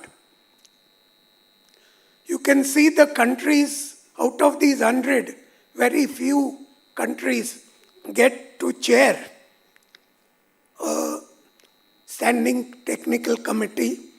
There have been occasions, and recently also, wherein some countries were extremely unhappy not to get a standing technical committee, and this resulted in some of them then contesting the polls, and this time the president-elect is from an African country, Nigeria, because, one of the reasons was that some portions of that were not given a committee. Now, all these 100 countries are represented by a national member. In India, Institution of Engineers is not the only organization. There is IEE, there will be Water Association, Mechanical Engineers, there will be so many. So, at a time, only one is represented. You represent, the country is represented only by one national member. So, for people who are new, for people who have been there earlier or have been presidents or in the executive committee or SDGs and all, they know the position. But for the benefit of others, let me tell you that if we, for some reason, think of leaving this, it isn't that WFEO would be hurt, it would be us, because you won't get that committee again, and you won't get the right to represent your country. And there's a huge line of others willing. To give an example, I don't know whether and Bhutia, we were there at that time, when the Washington Accord, IEA, other things were going on. Over and above institution, the second part then was given to others, and it created a huge hue and cry, wherein the council itself felt that we have not been successful. That's not the case, but the thing is that there are many organizations who want to be representing. That is one point. These are the Sustainable Development Goals which the United Nations have been doing. And when you read the papers, you see petrol is now to be phased out, electrical power, energy, thermal is phased out. These are all things coming out of these Sustainable Development Goals.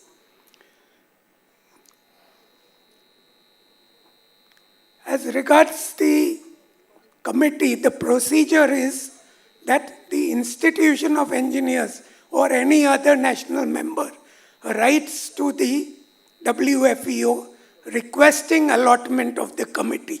It's not that it is, given, oh, please you keep this, please you keep this. It is a long process. The president has to write a letter. He has to make commitments. He has to give an action plan. He has to give a budget. And then it goes to the executive committee and then to the General Assembly also. So it is a long process. Earlier, every committee was working on a number of subjects. WFEO has streamlined it, asking every committee to work on not more than 2 SDGs. So this committee, WFEO CIC, is working on SDG 9, Industry, Innovation and Infrastructure, and on SDG 11, Sustainable Cities and Countries. We have had seminars. The other requirement of WFEO is that they say we are an international organization. You cannot keep all your seminars here in India or be localized and then represent an international thing. So your activities have to be spread all over the world. It may be region-wise, you can't go to 100 countries.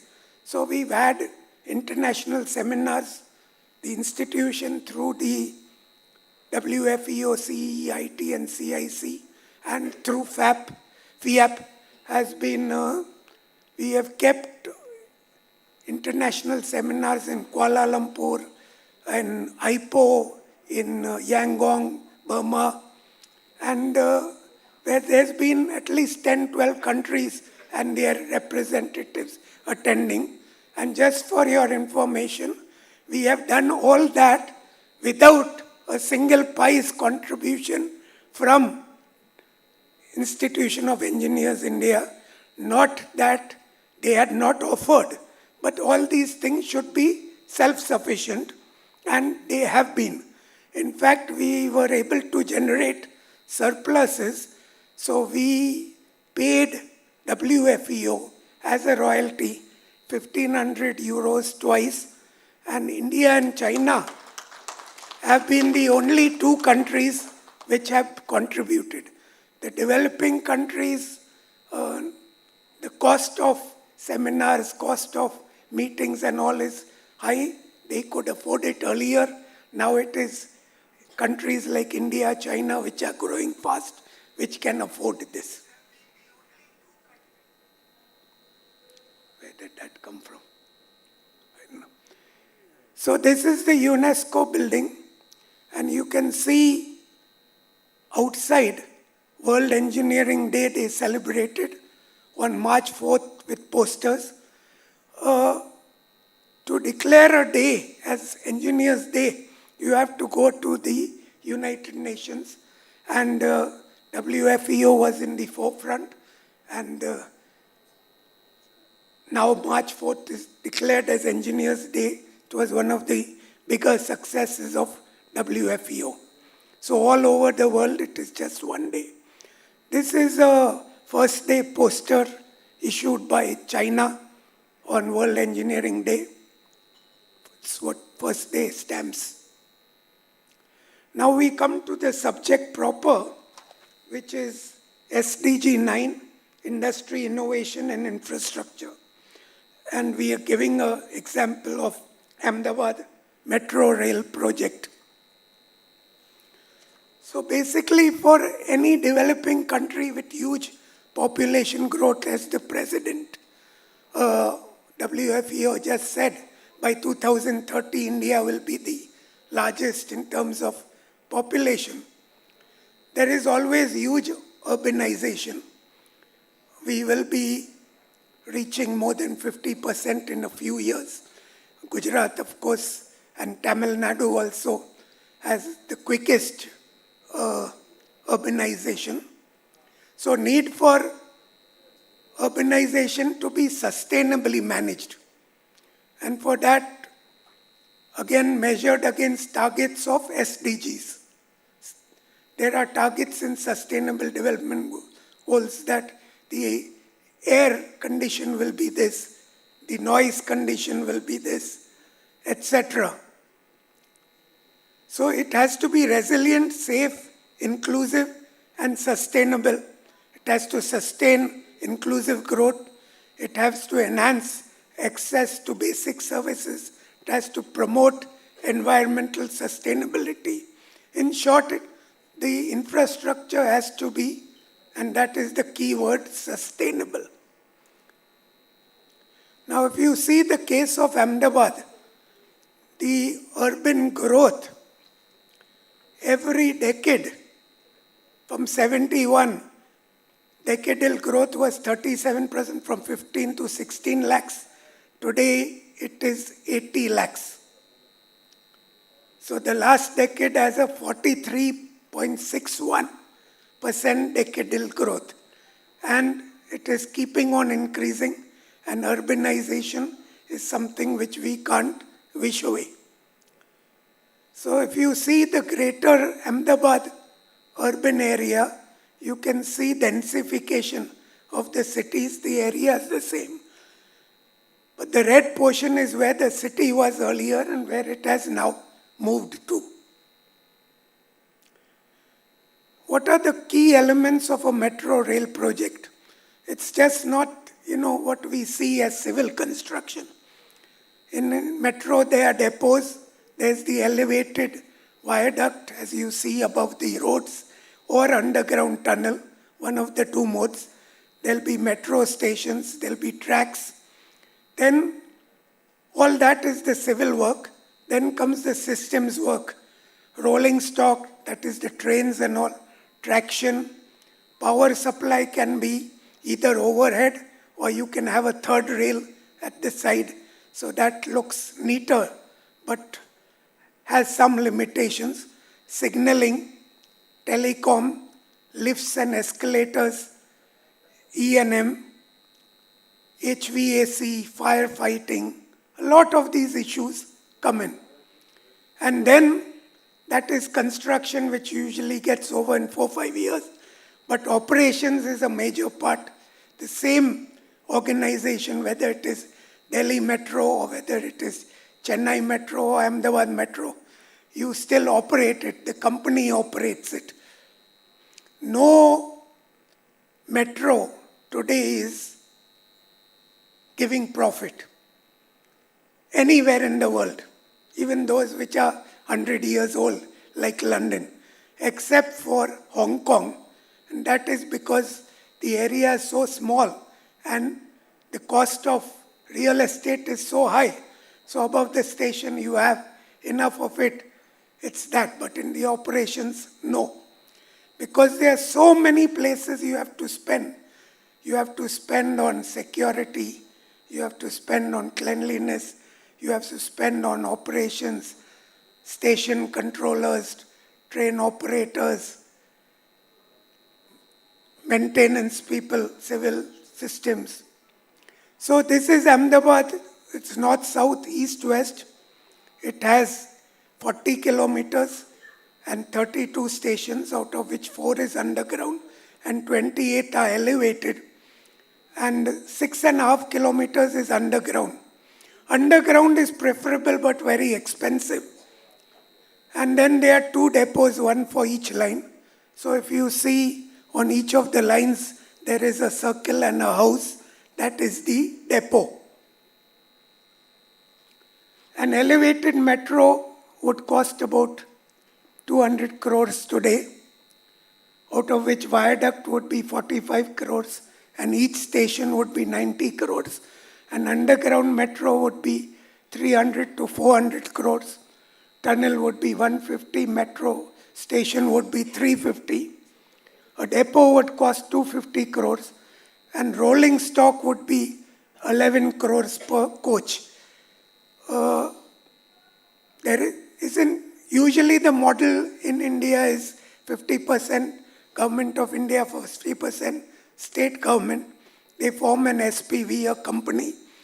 The MD is from the state government. Chairman is Secretary, Ministry of Housing and Urban Affairs. There are 1 or 2 private metros like Hyderabad. But yesterday I met the MD of Chennai Metro, and they have taken 120 kilometers in Chennai over and above what they are doing with the center. But 120 kilometers at 65,000 crores to be done only by state government, because center has to spread its money all over. These people have done that. The approximate land area for depot is 20 to 25 hectares, built up area is about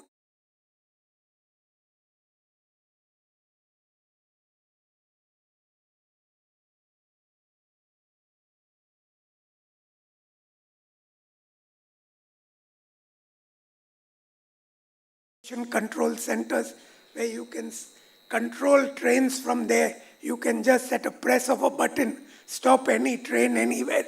You see 2 of them approaching anywhere. You just press and you can stop over and above what the driver and people come and do. There's a depot control center. Every train has to go back in the evening. It is checked, it is washed, it is cleaned. We had Prime Minister inaugurating our metro on the 30th of September. And at 6 o'clock in the morning, I got a phone call from my director of systems saying, "Sir, there's a problem." I said, boy, I got a shock because Prime Minister was coming after 3 hours. He said, "Someone went and sprayed color on our trains." So I said, "Color to we'll manage. But the function is there. What about security? Is it a security issue?" What? So luckily we had all these cameras and all. We put the police on the job. I spoke to the SPG. They said, "Never mind, we'll continue. We'll just be a little bit more careful." We had the inauguration.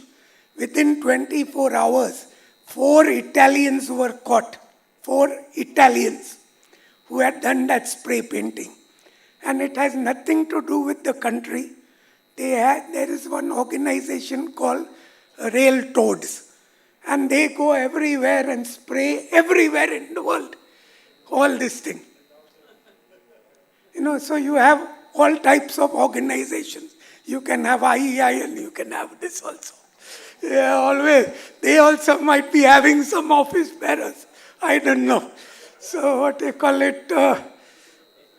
Anyway, that program went well. This is a depot. This is the stabling line. You can see it's a huge thing.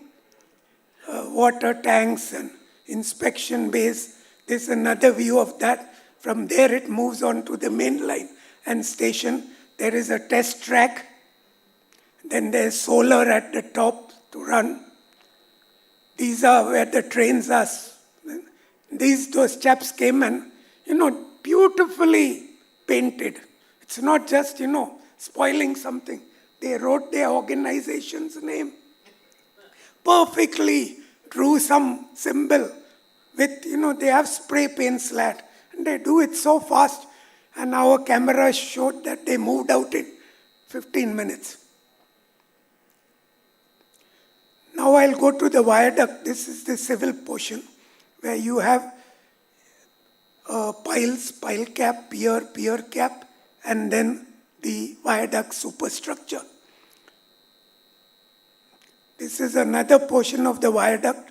What happens in cities is that you can see that bridge at the bottom. That is the municipal overbridge, what we call flyovers. Now we at the start tried to put our, what they call it, Basa Sahab, you were saying about Nagpur. So we tried to put our piers on the top of that. And after 1.5 years, municipality told us our bridge won't take your weight. So then you make those portals which are there. I don't know whether this pointer is working. So anyway, so there is where you take it. So at the curve is where it is very difficult because you have, it's small pieces of straight construction.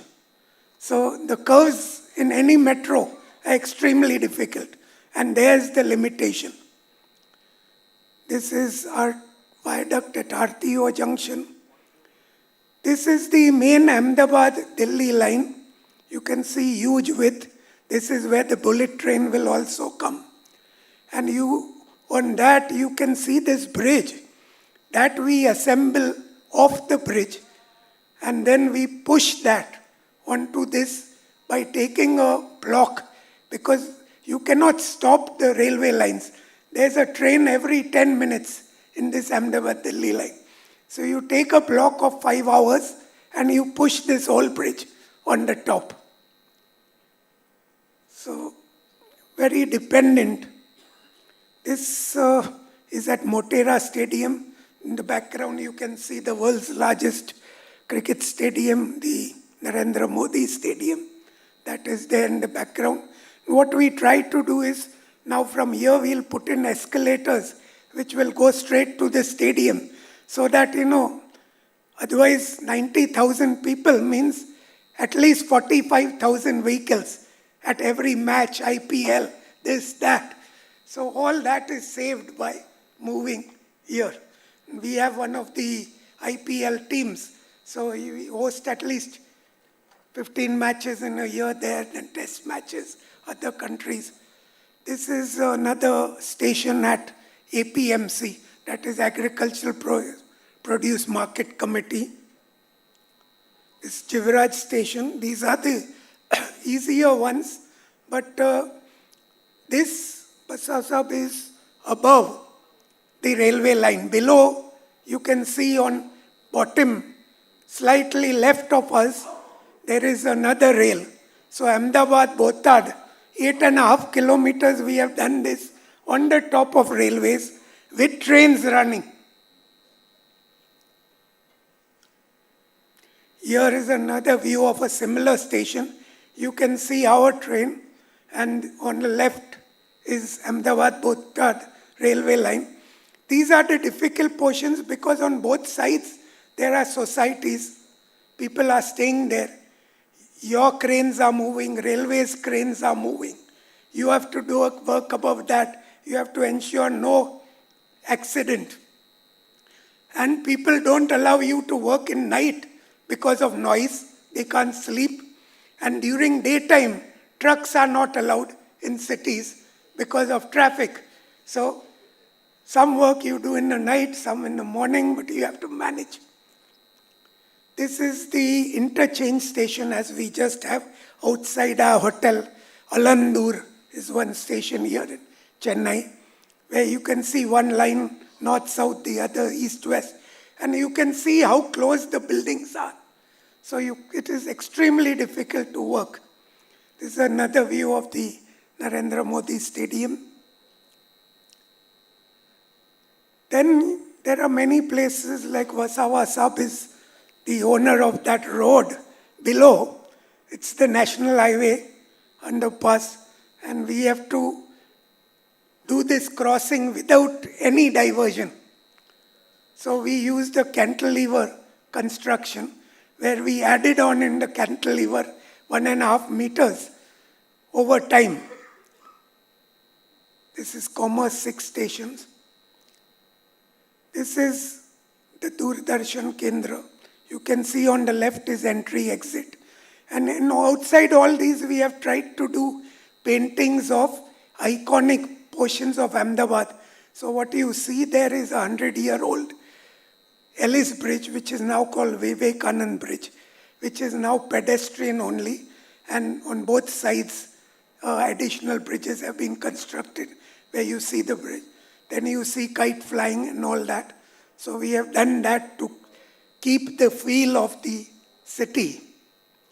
These are all paintings we have done in the stations to give a feel of Dandiya of Gujarat, or it's what they call it. That is IIM in the middle on the top building. And of course the feel of Gandhiji, and then the riverfront and revolving restaurant. That was the first revolving restaurant in India. And these are some other views of the people of Ahmedabad, their day-to-day activities. So all this we have painted on the various walls. Actual painters have come there and done the painting. Now this is an underground station. That entry is there on the left, Gikanta.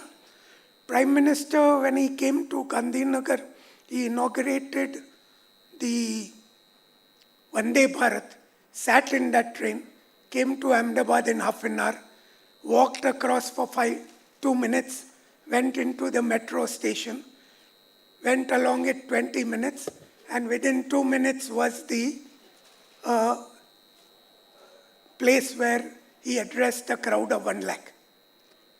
So he could reach from what they call it 50 kilometers away in less than 50 minutes after talking, speaking, everything.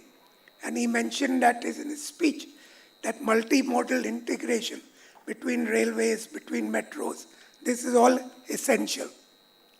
So this is our underground station at Gikata. You can see there are a lot of paintings, a lot of photographs, digital printing, stairs. We've tried to make the ceiling and the floor quite attractive. This is the, what do you call it, ticket office. On these columns, we have also put in places for advertisements, but usually at that time we were having this national games, so we put in posters of that or other government events which are coming. You can see we've taken excessive care in signages and in all the, what they call it, we've shown the shaking minarets and step wells, things like that. This is Kalupur station, again the entry, again various portions.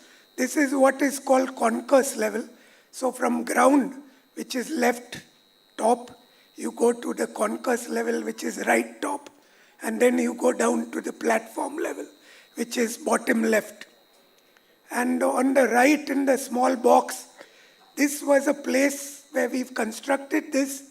That was originally one of the famous mills of Ahmedabad, which was called Manchester of India.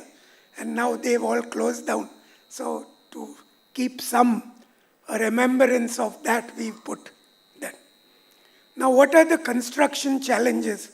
See, basically you are doing it on a road which is 15 to 30 meters. Now most of these cities, they are doing it on roads which are 100 meters. But there the road is already so wide. So why do you need a metro? You know, you're putting too much facility at one place. You should put it where it is slightly narrow and where people are having difficulty. You can't travel at 1 kilometer in less than 5 minutes or 6 minutes. On those wider roads which are national highways or 200 feet roads or things like that, that is the easiest. You put your metro on that. Okay, it's going to go. But you should provide to people who are from the poorer strata of society so that they have, or middle class, so that they have a cheaper mode of transport. There's less congestion in the city itself, the dense areas of the city. So the station box usually is very easy because it's only 21 meters. But the entry exits go outside. So you go to, malls, which is already constructed, and you are taking off 50% of his parking area. So he's unhappy. Now there may be 100 shops. You have to collect all of them, get them to agree, decide on who will get what compensation. Similarly, you go to a society, you have to get them to agree. You go to encroach land, like say in Mumbai, it will be Dharavi. So Dharavi, the owner will be different, the encroacher will be different, and the person staying on rent will be different. So who gets what out of that compensation? You have to get them all to agree and do it. It's a gigantic task. These are the cross sections. You can see so many items come in, right from civil construction to rails to roof. And that's a cross section of a station. Nowadays they are thinking of making stations with 3 coaches. We have made 6 coaches. Delhi is running 8 coaches. It's best to at least do 6 coaches, because again coming and constructing there harasses the people, so it's better that they. Now this is a typical cross section. I'll just run through it. Now what happens, the biggest challenge is no city has its utilities charted. That means no one knows where cables are, no one knows where sewers are, no one knows where pipelines are, no one knows where gas lines are, no one knows where, huge channels are taking water of the city to the rivers. So when you dig, you land up here and you have a pipe below or something below. So you have to go to the municipality and say, we want to shift this. Now there'll be a house nearby, houses nearby. They have to see whether it's physically possible. If it is not physically possible, then we have to redesign. So, what's happened? Yeah, I think I missed out something. Yeah, we have to redesign. So from the left, we have to change it to the right, so that utility remains below and we cross it. But the design has to start fresh. If you do design earlier, you don't know where the foundation will come. And then while digging, there should be, you strike one cable and 200 telephone lines, 500 telephone lines, gone. You strike one sewer and that water goes through a joint into a water line. There'll be cholera immediately. So things like that. Here you can see what I was explaining. The houses are so close and there's a railway line below. And this is the work we've done there. This you can see the line below, line above, everything going on in parallel, and railway line going on below, and the houses which are so close. So finally it has turned to this. This is what I was saying on encroachment. This encroachment you remove, you provide tents, you keep them there for 1 night, 2 nights, then you shift them to the alternate accommodation. If you are doing an underground and there's a 10-story building above it, you vacate the entire 10-story, put in supports, give those people alternate accommodation.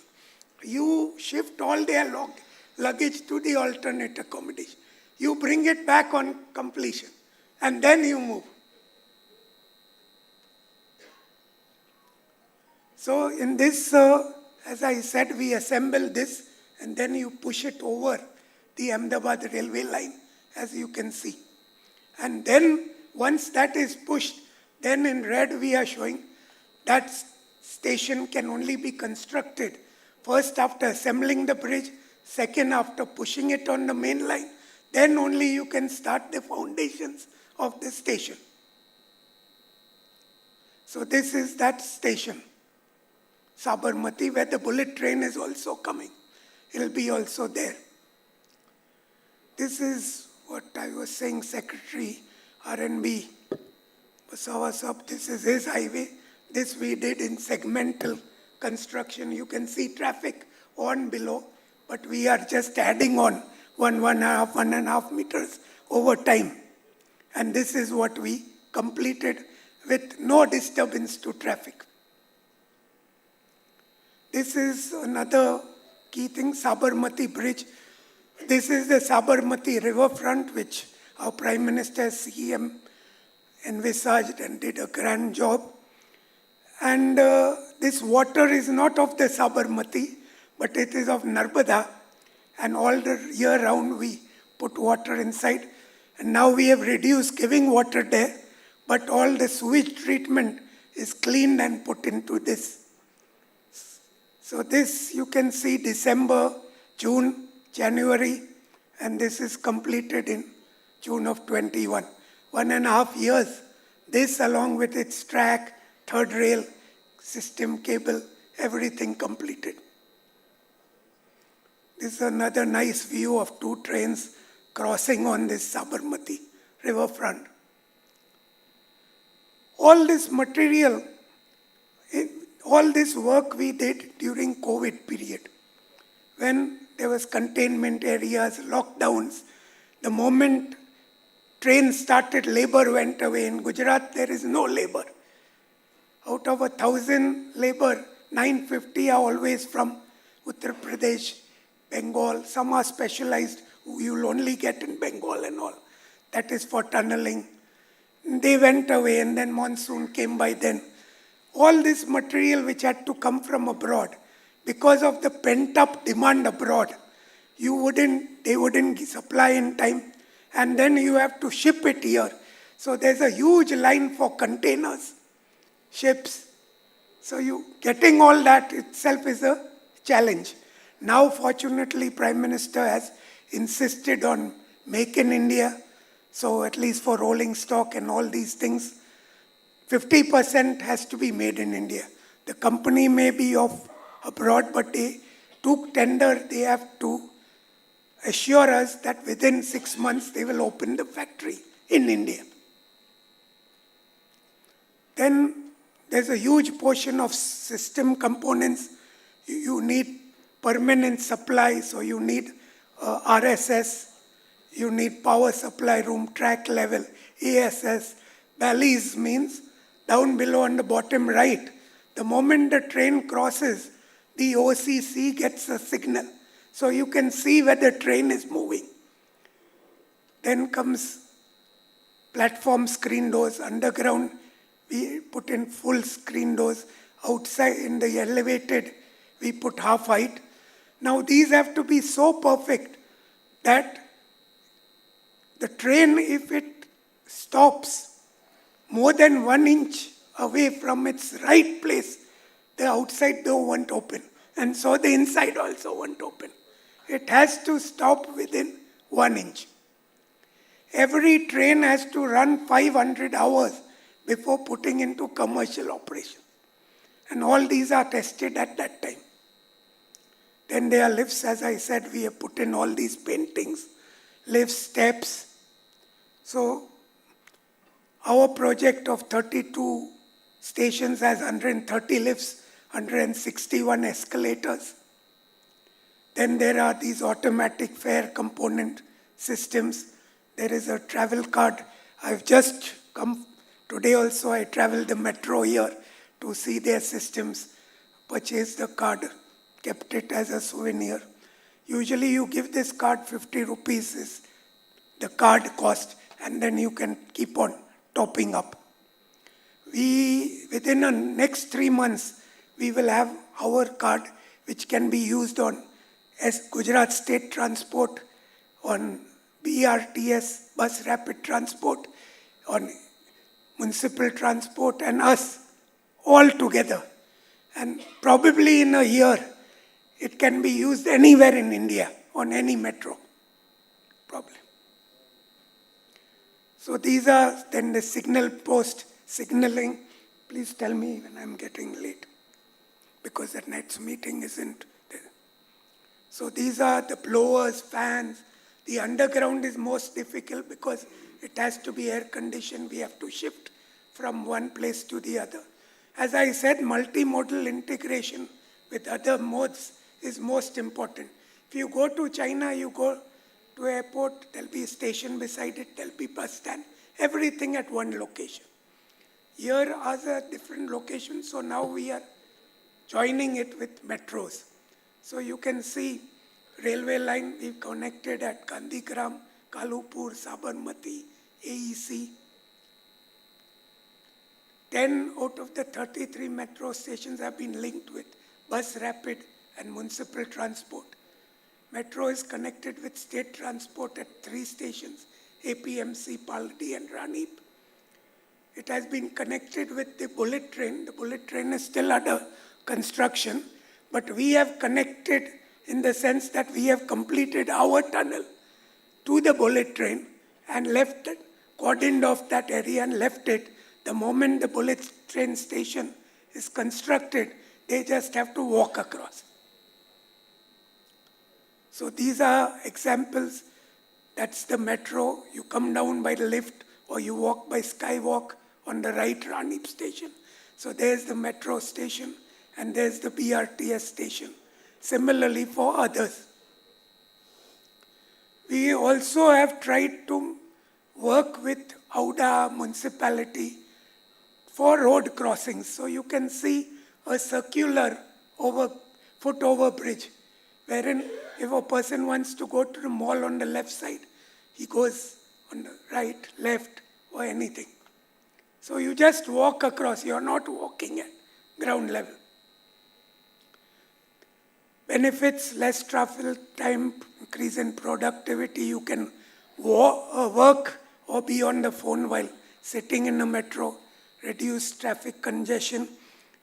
If Delhi has 43 lakh passengers just now, if you consider 2 persons per vehicle, it's 21 lakh less vehicles on Delhi roads.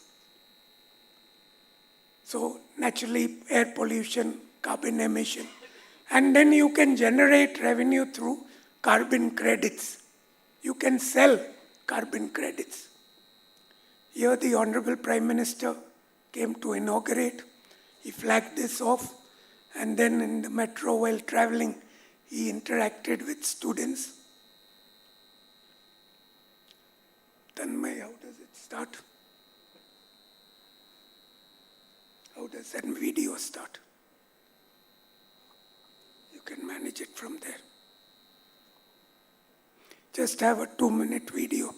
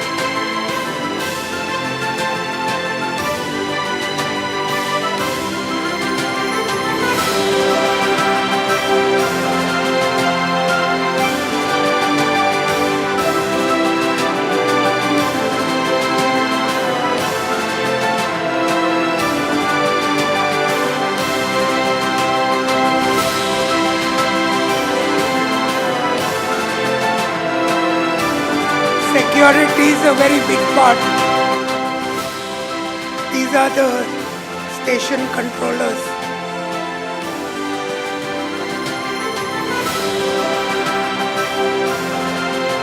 Young boys with only 1 year experience.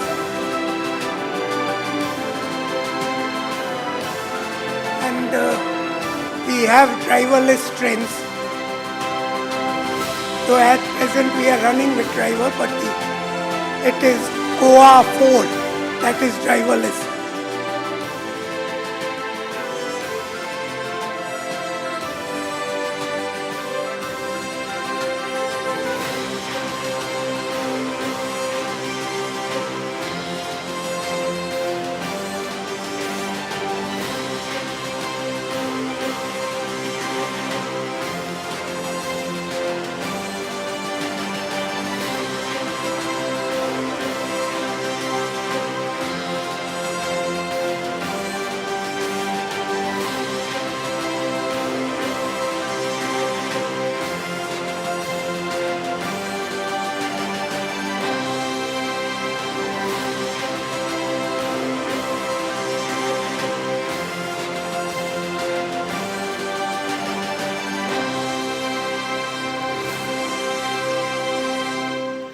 Thank you for the patient hearing. Thank you.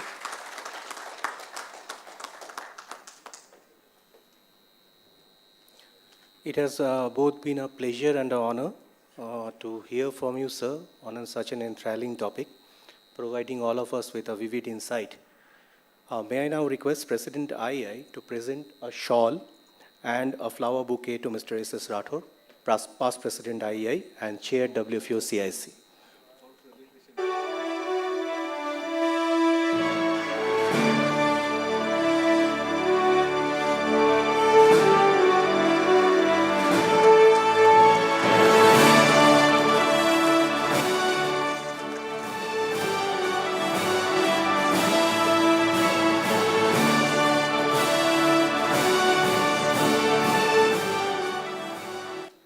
And now may I request Secretary and Director General, sir, to offer the formal concluding remarks and the vote of thanks, sir.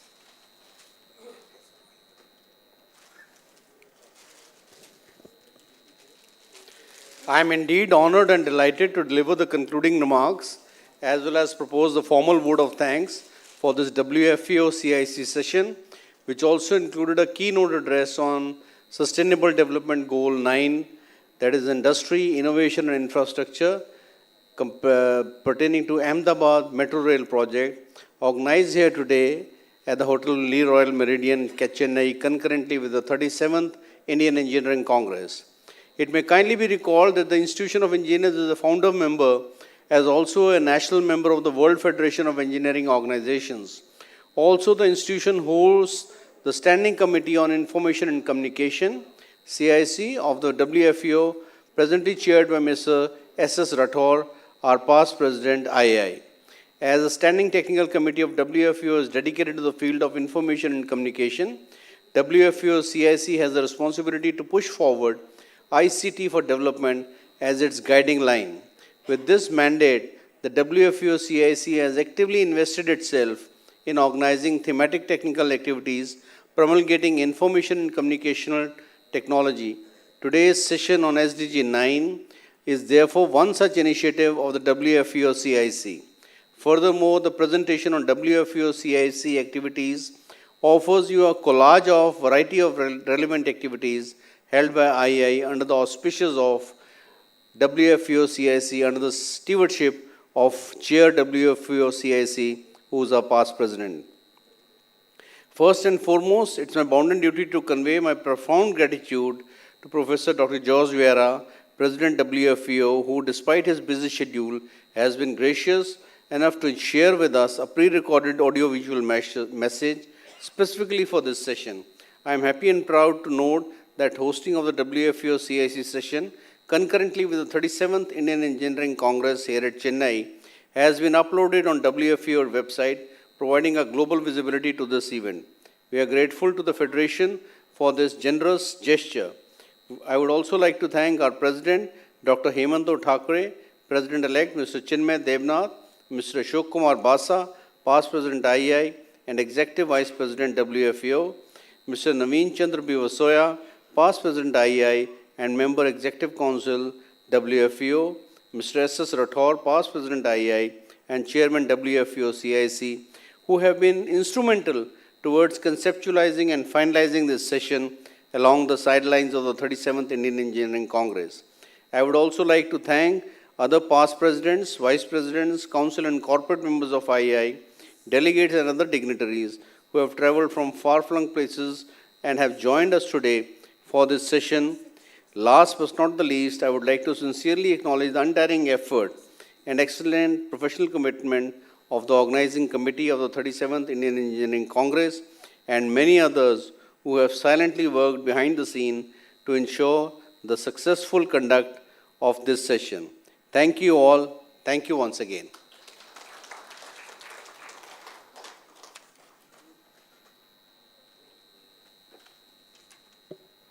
With this, we formally conclude this session. The next session will be the international meet. It will be a closed meet. And the past president, president-elects, and the international delegates will be attending this meet. And this is scheduled to be held in the boardroom upstairs.